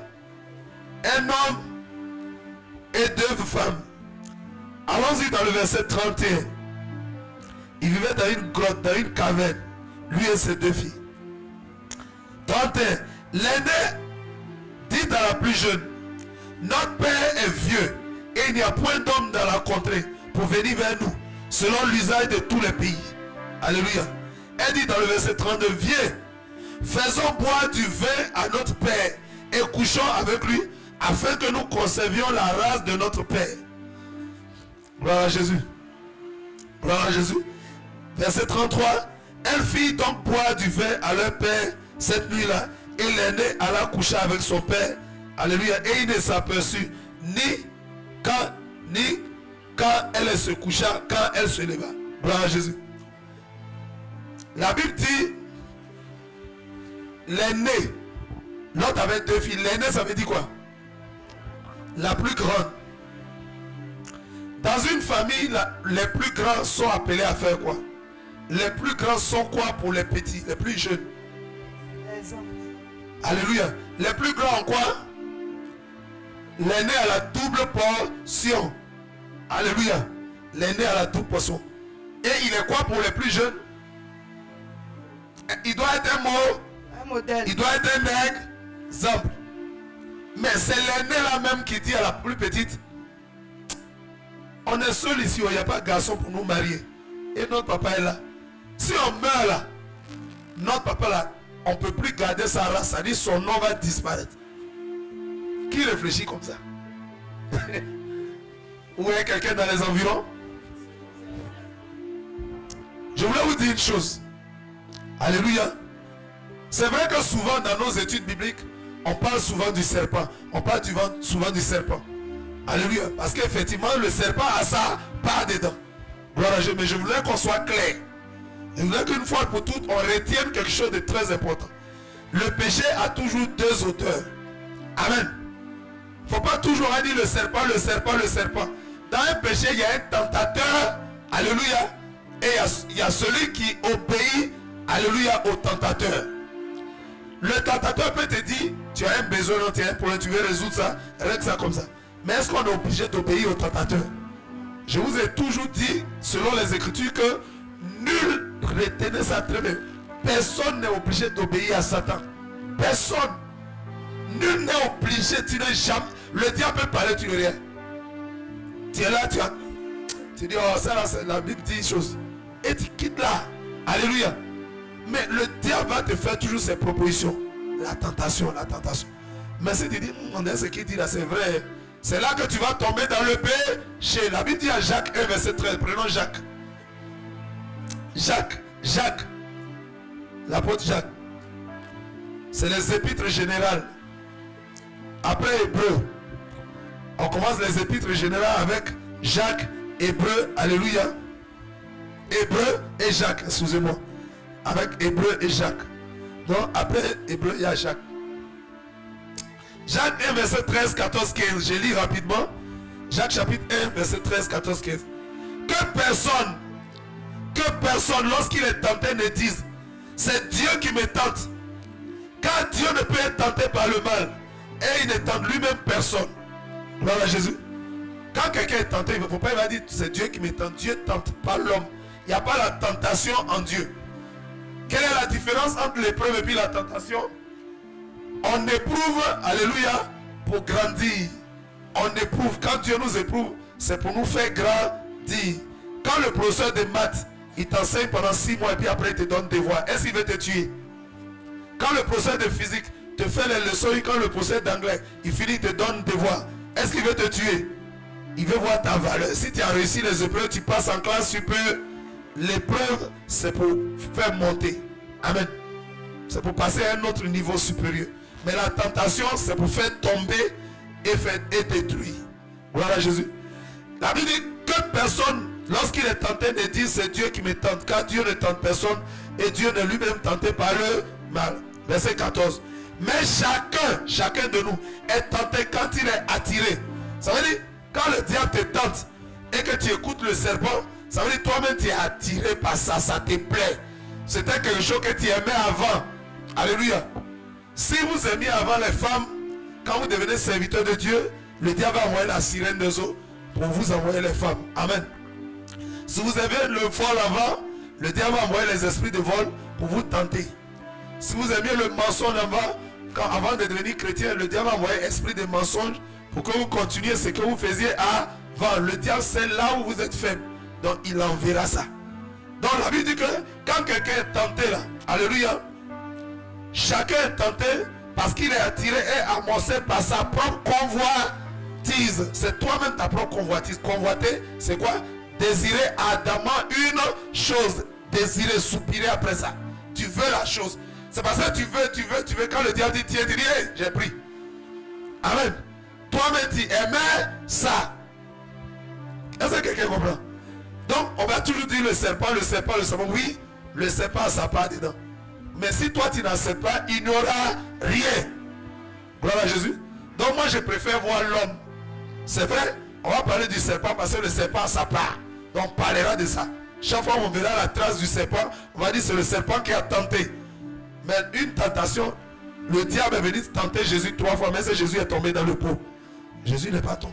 Donc tu peux résister. La Bible dit résister au diable et il fuira loin de vous. Donc si tu n'as pas résisté et que tu as préféré obéir à la créature plutôt que d'obéir à ton créateur, alléluia, c'est toi-même. Le problème de l'homme, c'est pas Satan. Le problème de l'homme, c'est l'homme lui-même. Amen. Parce que notre Dieu nous enseigne sa parole. Nous sommes en train d'étudier la Bible. Il nous enseigne sa parole. Mais quand on va finir l'étude biblique, vous allez voir tout ce qu'on a étudié. Vous allez voir ça devant vous. Dans la vie courante, pendant que vous vivez, vous marchez, vous êtes avec votre frère, avec votre soeur, vous allez voir tout ça, ça va revenir. Mais quand ça revient, tu fais quoi? Tu te souviens de la parole de et tu mets ça en appliquant. Mais si tu n'appliques pas et que tu préfères obéir à la mauvaise solution, tu vas dire c'est le serpent qui m'a tenté. Non. Le serpent t'a tenté, mais c'est toi qui as décidé. Est-ce que quand on donne conseil à une personne, elle a oublié d'obéir? On n'a pas dit commandement, on dit conseil. Le diable il te parle, il te tente. Tu dis non, je ne fais pas. Première tentation, Jésus a dit quoi? Je ne fais pas. Il dit on donne à cette pierre. Jésus dit il ne fait pas. Deuxième tentation, il dit jette-toi. Jésus dit je ne me jette pas. Troisième tentation, il dit prosterne-toi devant moi et puis adore-moi. Jésus dit, c'est Dieu seul on adore. On n'adore pas un démon. Gloire à Jésus. On n'adore pas un esprit impur. Ni qu'un esprit. On adore Dieu seul. Est-ce que Jésus a obéi? Jésus n'a pas obéi, n'a pas écouté. Gloire à Jésus. Donc le péché a toujours deux acteurs. Le tentateur et celui qui obéit au tentateur. Si tu ne lui obéis pas, tu restes intègre. Acclame la puissance de la parole de Dieu. Et dans le verset 15, dit quoi? Puis la convoitise, quand toi-même ta propre convoitise, lorsqu'elle a conçu, elle enfante, c'est nous-mêmes notre propre convoitise qui conçoit le mal. Et ça enfante le péché. Et donc, le péché étant consommé produit la mort. Gloire à Jésus. Le serpent peut nous tenter, alléluia, mais Dieu nous a créé avec le libre arbitre. Dieu nous a créé la faculté de choisir. Le serpent peut te provoquer, toi-même tu choisis le bien. Deutéronome 30 verset 19 dit quoi? Je mets aujourd'hui devant toi la malédiction et la bénédiction, la mort et la vie. Mais toi choisis quoi? Toi tu choisis la vie. La vie c'est Jésus-Christ de Nazareth. Acclame Jésus-Christ. Gloire à Jésus. Retournons à Genèse 19. Quelqu'un a bien compris, hein? C'est vrai, on peut dire le serpent, mais ce n'est pas le serpent, c'est l'homme. Alléluia. Le problème de l'homme, c'est l'homme lui-même. Le problème de l'homme, c'est nous-mêmes. Gloire à Jésus. Amen, amen. Genèse 19. Allons-y rapidement. On était au verset. Nous étions à quel verset? Si quelqu'un suit, nous étions au 33. Continuons. Donc les filles de Lot, elles se sont dit quoi? Quel était le besoin des filles de Lot? On acclame le Seigneur Jésus-Christ. Quel était le besoin des filles de Lot? Elles ont dit quoi? On veut conserver la race de notre père. Quand quelqu'un veut avoir des descendants, comment il fait? Hein? Il se marie. S'il n'y a pas mariage, tu attends et tu pries, tu intercèdes. Mais le serpent a dû leur dire, voici garçon qui est là, vous cherchez pour vous-même. Vous voulez faire enfant, non? Vous voulez conserver votre race. On a un garçon, lui, il n'est pas un garçon. Il n'est pas un garçon. Alléluia. Bon, quand vous pensez que c'est votre papa, si vous voyez, il ne peut pas aller à vous. Donc, utilisez le vin. Pourquoi Dieu dit ne vous enivrez pas de vin? C'est la débauche. Ephésiens 5. Mais soyez remplis du Saint-Esprit. C'est donc pourquoi Dieu dit ça? Parce que ce qui te remplit, c'est ça qui te conduit. Est-ce que quelqu'un comprend? Quelqu'un est conduit par ce qui le remplit. Ce qui te remplit, c'est ça qui te conduit. C'est ça qui te dirige. C'est ça qui te mène et te malmène. Si tu as l'alcool, alléluia, tu ne pourras pas te conduire toi-même, tu ne seras pas lucide. Imaginez-vous un pasteur qui boit. Puis les fidèles viennent le voir. Vous êtes venus me voir, on va prier, non, oui, on parle en langue. Alléluia. On prie, oui, on parle en langue. Est-ce qu'on va respecter ce pasteur? Est-ce qu'on va respecter ce chrétien-là? Alléluia. La Bible dit à Ésaïe 5, verset 11, l'alcool est une maladie. Acclame le Seigneur Jésus-Christ. Vous voyez pourquoi Dieu ne veut pas que le chrétien boive du tout. Dieu ne veut pas que le chrétien touche à l'alcool. Parce que tu vas dire, je vais boire un peu. Je vais boire un peu. Et tu vas devenir un professionnel de l'alcool. On dit en forgeant, on devient forgé. Tu vas dire, j'ai commencé, viens faire un peu, un peu. Tu vas finir par terminer spécialiste. C'est vrai ou c'est faux? Acclame le Seigneur si c'est vrai. Gloire à Jésus. Les filles de l'autre disent, l'aîné dit, fais boire de l'alcool à mon papa. On va lui faire boire l'alcool et puis on va coucher avec lui. Le vieux était saoulé, lui on fait boire. Mais je me suis posé une question. Il a dit, je me suis posé une question. L'autre avait beaucoup de richesses. Amen. L'autre avait beaucoup de richesses. Il a laissé ses vaches. Il a laissé ses bœufs, ses moutons, ses cabris, ses ânesses. Mais il n'a pas oublié de venir avec du vin. Vin que l'autre est venu, il a trouvé ça où? Amen. Si les filles disent faisons boire du vin à notre père, soit quand il est arrivé à Soa dans la plaine, soit il a planté de la vigne. Quelqu'un me comprend? Soit il a planté la vigne, soit il avait transporté le vin avec lui. D'une manière ou d'une autre, il y avait vin. Quelqu'un me comprend? Parce que les filles n'ont pas dit allons en planter vin, dit donnons du vin. Si on dit donne quelque chose, ça veut dire ça est déjà là. Donc soit l'autre avait planté vigne quand il est arrivé dans la plaine, soit il transportait du vin. C'est pourquoi on vous dit, vous chrétiens, ne transportez pas le vin sur vous. Ne portez pas le vin sur les éléments du péché, tu portes ça avec toi. Tu ne veux pas fumer, mais tu mets une cigarette dans ta poche. Tu ne veux pas fumer, mais toujours tu mets une cigarette. Un jour tu vas recommencer. Il y a des chrétiens qui disent, bon, je ne bois pas, mais je vais mettre cave de vin dans ma maison. Si les visiteurs viennent de temps en temps, je vais leur donner. La vie dit, il ne faut pas pécher, mais il ne faut pas aussi prendre part au péché. Si le vin n'est pas bon, tu ne bois pas, tu ne donnes pas aussi à quel. Il y a des gens, ils sont spécialisés. Je veux manger de la chicken, tu peux m'acheter un peu de la chicken. Non, non, non, non. Je ne peux pas t'acheter la chicken, mais je peux te payer 15 casiers de vin. Et l'argent, c'est pour boire. C'est pour enivrer les gens, mais ce n'est pas pour nourrir les gens. Vous comprenez? Amen, amen. Donc d'une manière ou d'une autre, il y avait du vin dans l'environnement. Alléluia. Alléluia. Ou soit ils sont allés en acheter. Mais il y avait du vin. Amen. C'est pourquoi toi, chrétien, ne sois pas dans cet environnement. Ne mets pas vin dans ta maison. Ne mets pas l'alcool dans ta maison. Si tu ne bois pas, tes enfants vont prendre pas. Et ça est dans la main. Elles ont fait boire du vin à leur papa. Et l'autre est tombée enceinte. Quand elle est tombée enceinte, allons-y dans le 33. Elle fit donc boire du vin à leur père cette nuit-là. Et l'aîné alla coucher avec son père. Et il ne s'aperçut de rien. Alléluia. Amen, amen. La Bible dit quoi? Lévitique 18, verset 6-7. L'homme ne s'approchera point de son proche parent. L'autre est sa fille. La fille de l'autre. Elle est qui pour l'autre? Elle est sa fille. Elle est son proche parent. L'autre est sa fille. L'autre est quoi pour sa fille? Il est son proche parent. Lévitique 18, verset 7 dit quoi? Tu ne t'approcheras point de ton père pour connaître sa nudité. Ça veut dire qu'il ne faut jamais coucher avec ton papa. Il ne faut jamais coucher avec ta maman. Il y a des gens qui couchent avec leur maman pour avoir beaucoup d'argent. Cet argent-là vient de serpent. Ça ne pourra jamais être une bénédiction pour toi. Ça sera suivi de chagrin. Ça sera suivi de conséquences. Elle a couché avec son papa. Comment on appelle ça? Alléluia, l'inceste. Inceste. On appelle ça l'inceste, c'est quoi? Ça signifie quoi? Rapidement, prenez le micro. L'inceste signifie quoi? Oui, l'inceste. Gloire à Jésus. L'inceste, rapidement. Gloire oui. à Jésus. Micro. Gloire à Jésus. Oui.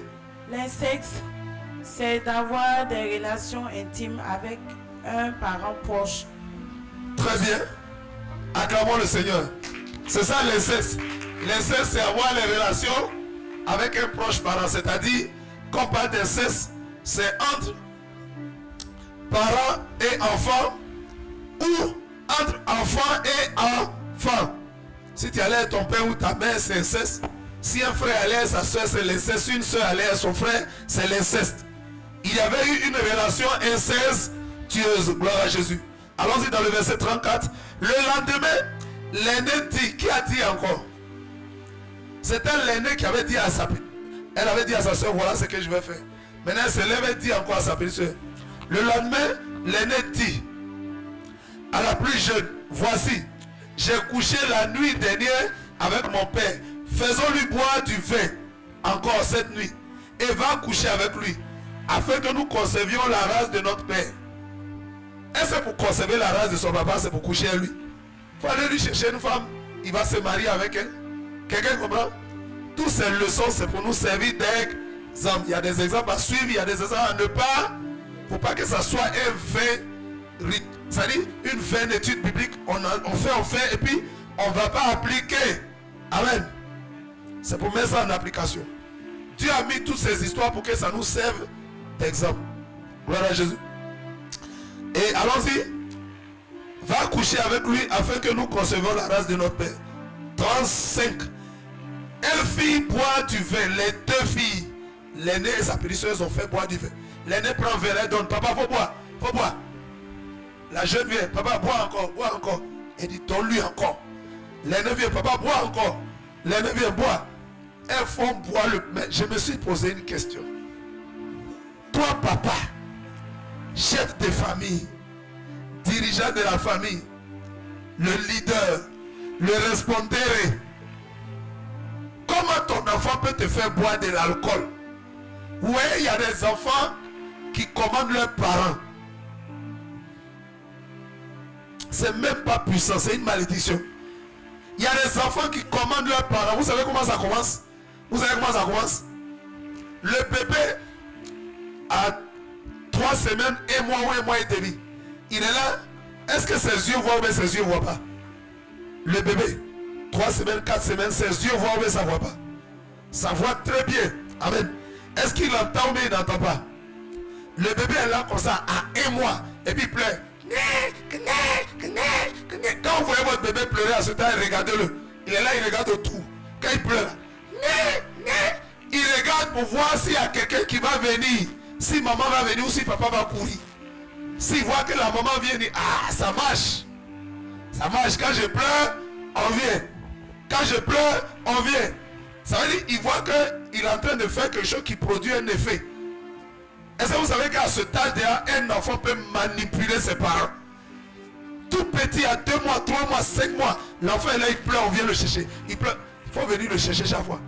Mais quand il a déjà changé sa couche, ben, il pleure, ben, peut-être il a pissé, il est mouillé. Il pleure parce que peut-être il a fait des selles. Donc ça le dérange. Il pleure parce qu'il a faim. Donc tu fais pouvoir tous ses besoins. Tu donnes le lait, tu vois sa couche. S'il a pissé, il faut le changer. S'il a fait des selles, tu le changes. Tu le nettoies bien. Alléluia. Après ça, tu lui donnes à manger. Quand il a fini de manger, il est bien rassasié. Que tous ses besoins sont complets. Il est censé faire quoi? Est-ce qu'il va au travail? Il est censé dormir. Mais tu as fini tout ça, mais l'enfant est là. Tu le portes un peu pour le consoler. Pour le porter, tu le portes, mais tu ne peux pas le porter toute la journée. Il faut qu'il dorme pour que toi tu puisses travailler. Pour que tu puisses encore faire d'autres des états. Mais l'enfant continue. Qu'est-ce que tu fais? Tu peux laisser l'enfant là. Alléluia. Puisque tu as comblé tout ça, il faut le laisser, il va pleurer un peu. 15 minutes, 20 minutes. De temps en temps, laisse-le pleurer 10 minutes. Et puis après, tu viens, tu le récupères. Amen. Il faut t'habituer à le laisser pleurer un peu. En tout cas, quand tu as satisfait tous ses besoins. Si tu n'as pas satisfait ses besoins, il faut venir le prendre. Alléluia. Quelqu'un comprend? Mais si chaque fois, malgré que tu as satisfait, que l'enfant pleure toujours, alléluia, il essaie de te manipuler.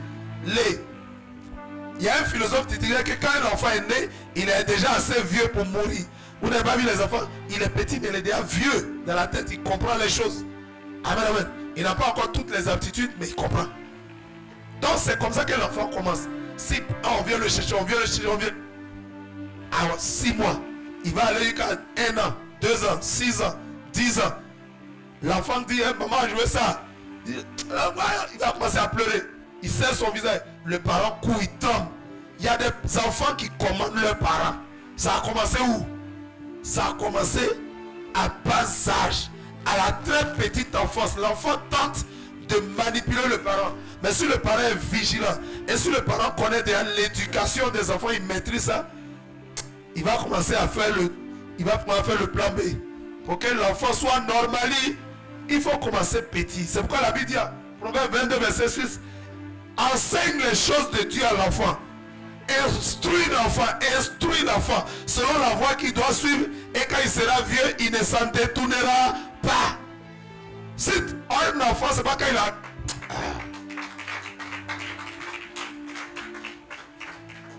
Il y a des parents qui veulent commencer à éduquer les enfants quand ils ont 18 ans. Quand ils ont 25 ans. Il est déjà trop tard. Ça se commence à bas âge. Si tu as laissé l'enfant te commander, il a 5 ans. Il y a des enfants qui commandent leurs parents. Ce n'est pas une bénédiction. Alléluia. Est-ce que je vais vous dire une chose? Est-ce que il y a un chef dans un lieu et puis c'est les autres là qui commandent le chef? Vous avez pas vu ça? C'est une anomalie. C'est une anomalie. Gloire à Jésus. Et toute anomalie doit être normalisée. Les enfants ne sont pas là pour commander leurs parents. Les enfants sont là pour être soumis à leurs parents. Mais si l'enfant te contrôle, te manipule, tu ne pourras plus le maîtriser. Si tu n'as pas commencé vite, tu ne pourras plus le maîtriser. C'est l'enfant qui va ordonner. Il y a des enfants qui ont transformé leurs parents en enfants. C'est-à-dire l'enfant est devenu le parent et le parent est devenu l'enfant. Est-ce que vous me comprenez? Donc l'enfant ayant pris le pouvoir, parce que c'est le papa. Quand Dieu donne un enfant à un homme, Dieu donne l'autorité au papa. Alléluia. Et la femme a l'autorité par délégation. Elle est la remplaçante, elle est l'aide. Mais quand les deux n'assument pas leur autorité, l'enfant prend le pouvoir. Et une fois que l'enfant a pris le pouvoir, il ne sera jamais béni. Il va désobéir à ses parents, il va crier sur eux, il va frapper ses parents. Il y a des enfants qui chiffrent leurs parents, il y a des enfants qui frappent leurs parents, il y a des enfants qui donnent coup de tête à leurs parents, il y a des enfants qui menacent leurs parents. Alléluia. Alléluia. Dans les rapports, dans les relations, qui doit menacer? Qui menace? C'est le chef. C'est un chef qui peut menacer. Lui peut te faire quelque chose. Mais toi tu es enfant, tu me menaces, tu peux me faire quoi? Un enfant, tu peux me faire quoi? C'est moi qui te nourris. C'est moi qui paye mes autres tuteurs dedans. C'est moi qui paye l'eau, le courant. Je paye ton école, je te nourris, je paye ton transport pour aller à l'école. Tu vas me menacer par rapport à quoi? Tu vas me couper les vies? Tu vas me couper quoi? Alléluia. Dans les rapports, dans la communication, c'est le chef qui peut menacer. Amen, amen. Mais il y a des enfants qui menacent. Papa, si tu as fait, tu vas voir, maman, je te mets en garant. C'est une anomalie. Sinon ici là, comment un père de famille, on vient lui donner du vin, et puis il est là. La fille dit bien, elle dit, donnons du vin à notre papa. Quand il vient, il dit, c'est quoi vous avez porté là, la fille? C'est quoi vous avez porté là? Il dit, papa, c'est du vin. Pourquoi vous prenez le vin? Non, c'est pas pour nous, c'est pour toi. Dégagez ça. C'est pas comment le papa reste, le chef de famille. Mais quand elles ont dit, c'est du vin, c'est pour toi, il a dit, ok. On dit, ouvre ta bouche. Et puis elle lui donne le vin. Je suis en train de dire les expressions de la Bible. Alléluia. Elle fit encore boire du vin. C'est-à-dire les deux filles, c'est au pluriel. Elle fit boire du vin à leur père. Encore cette nuit-là. Et la cadette alla coucher avec lui. Quand elle lui fit, les deux ont fait boire. L'aîné, la cadette. L'aîné, la cadette. Le vieux est devenu saoulé. Il est tombé comme ça. La cadette est venue maintenant monter. Amen. Et elle a fait ce qu'elle avait à faire. Mais tu es un chef de famille. Tes enfants t'apportent du vin. Tu dis, je bois pas. Je ne prends pas ça. Ouais, c'est toi que le chef. Il a bu, il était saoulé. Et il a couché à lui. Verset 36. Les deux filles de Lot devinrent enceintes de leur père. Gloire à Jésus. Quelle abomination. Les filles sont tombées enceintes de leur papa. Alléluia. Amen, amen. Verset 37. L'aîné enfanta un fils qu'elle appela du nom de Moab. Moab veut dire quoi? Moab veut dire né du père. Moab veut dire engendré par le père. Alléluia. Moab veut dire sémence du père. Et c'est ce Moab là qui est devenu poubelle, ordure, saleté. Le nom Moab qui veut dire né du père. Alléluia. Sémence du père est devenu poubelle. Moab veut dire poubelle. Moab veut dire souillure. Moab veut dire salé, thé. Gloire à Jésus.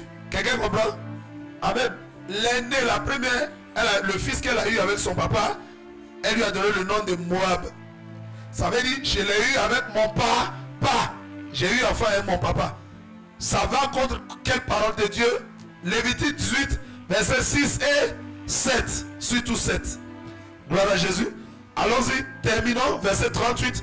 La plus jeune enfanta aussi un fils qu'elle appela du nom de Ben-Ami. Ben-Ami. Alléluia.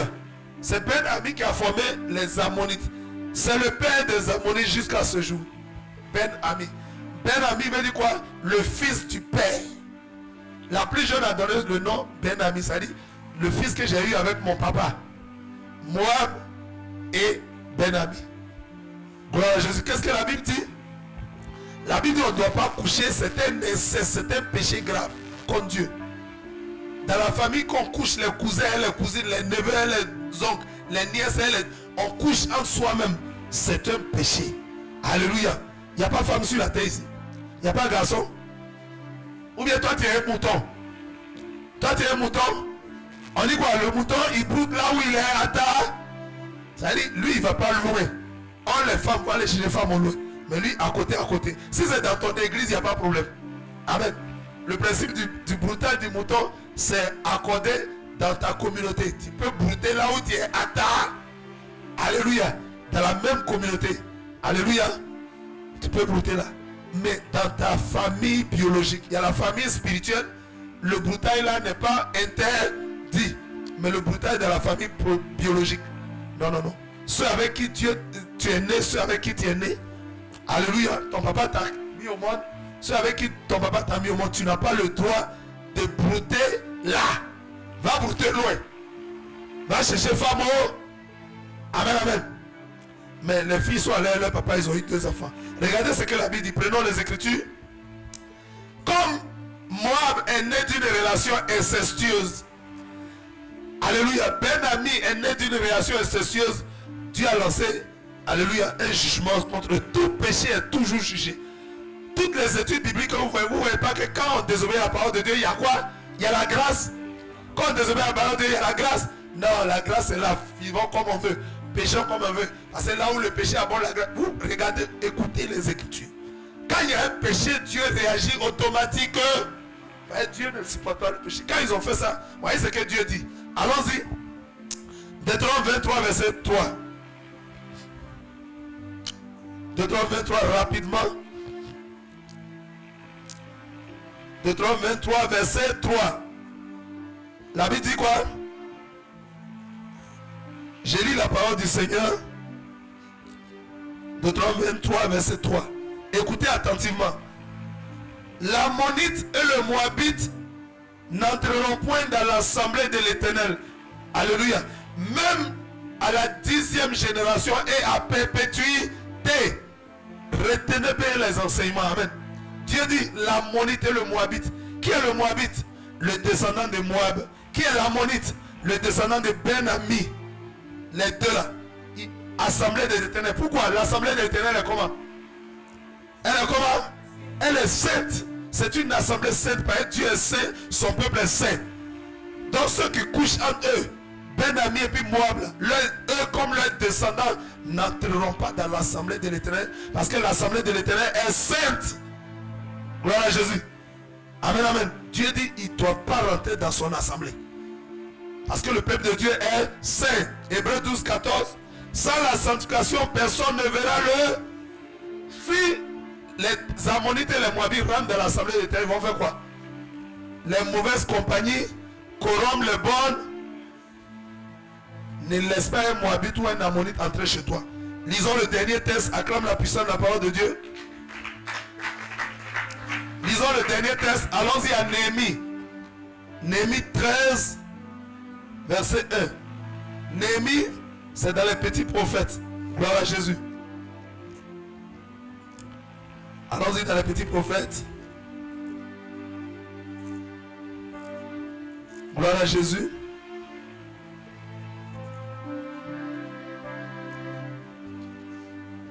Gloire à Jésus. Acclamons le Seigneur Jésus.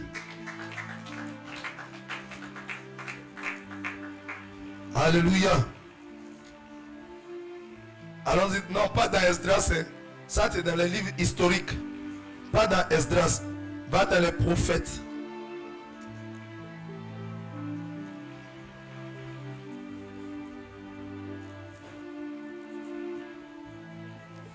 Alléluia.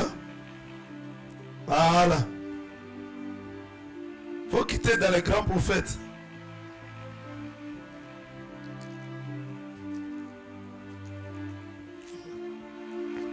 Gloire à Jésus.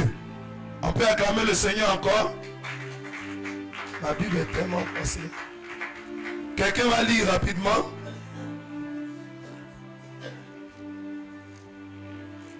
Voilà. Ok. Néhémie 13, verset 1. Allons-y. Acclame le Seigneur Jésus-Christ. Pendant que je vous acclame le Seigneur Jésus-Christ. Voilà.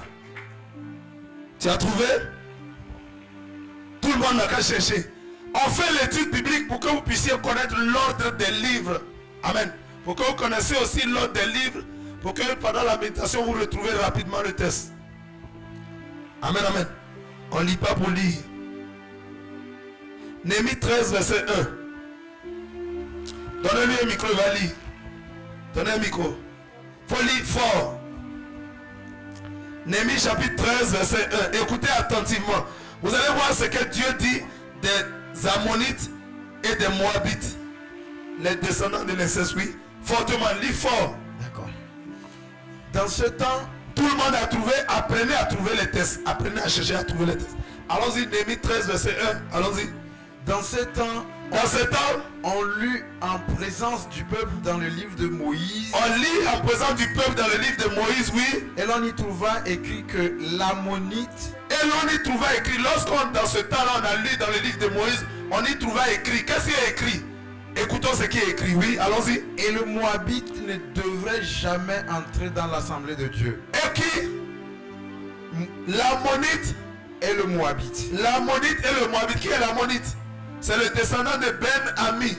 Qui est le Moabite? C'est le descendant de Moab. Alléluia. Reprends. L'Ammonite. L'Ammonite et le Moabite ne devraient jamais entrer dans l'assemblée de Dieu. Ne devraient jamais. La Bible, notez ça bien. Hein? Pendant qu'on médite seulement, vous allez voir quelque part encore. Vous allez voir quelque chose d'autre. Amen. Vous verrez encore ce que Dieu va enseigner. Amen.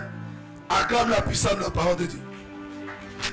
La Bible dit ni l'Ammonite ni le Moabite n'ont droit à l'héritage de Dieu. Ils n'ont pas droit à être avec le peuple élu, le peuple racheté, le peuple saint de Dieu. Gloire à Jésus. Que le Seigneur vous bénisse. Quelqu'un a reçu quelque chose? Acclame le Seigneur si tu as reçu. Pendant que tu commences à te tenir debout. Là, nous venons de terminer encore. Et Dieu a dit quoi? Il dit, Ammonito, Moabito, faut pas rentrer dans mon assemblée. Gloire à Jésus. C'était quoi? C'était un jugement. Et ce jugement est venu dire quoi? De la conséquence d'un péché. Il y avait d'abord le péché de inceste. Et il y avait aussi l'alcoolisme. Le péché a réussi, alléluia, à cause de ce que les filles ont fait boire de l'alcool à leur part.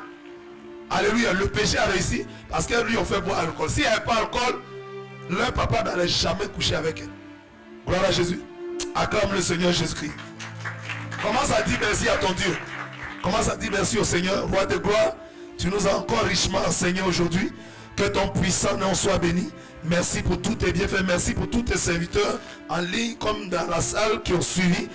Béni sois-tu pour tout un chacun.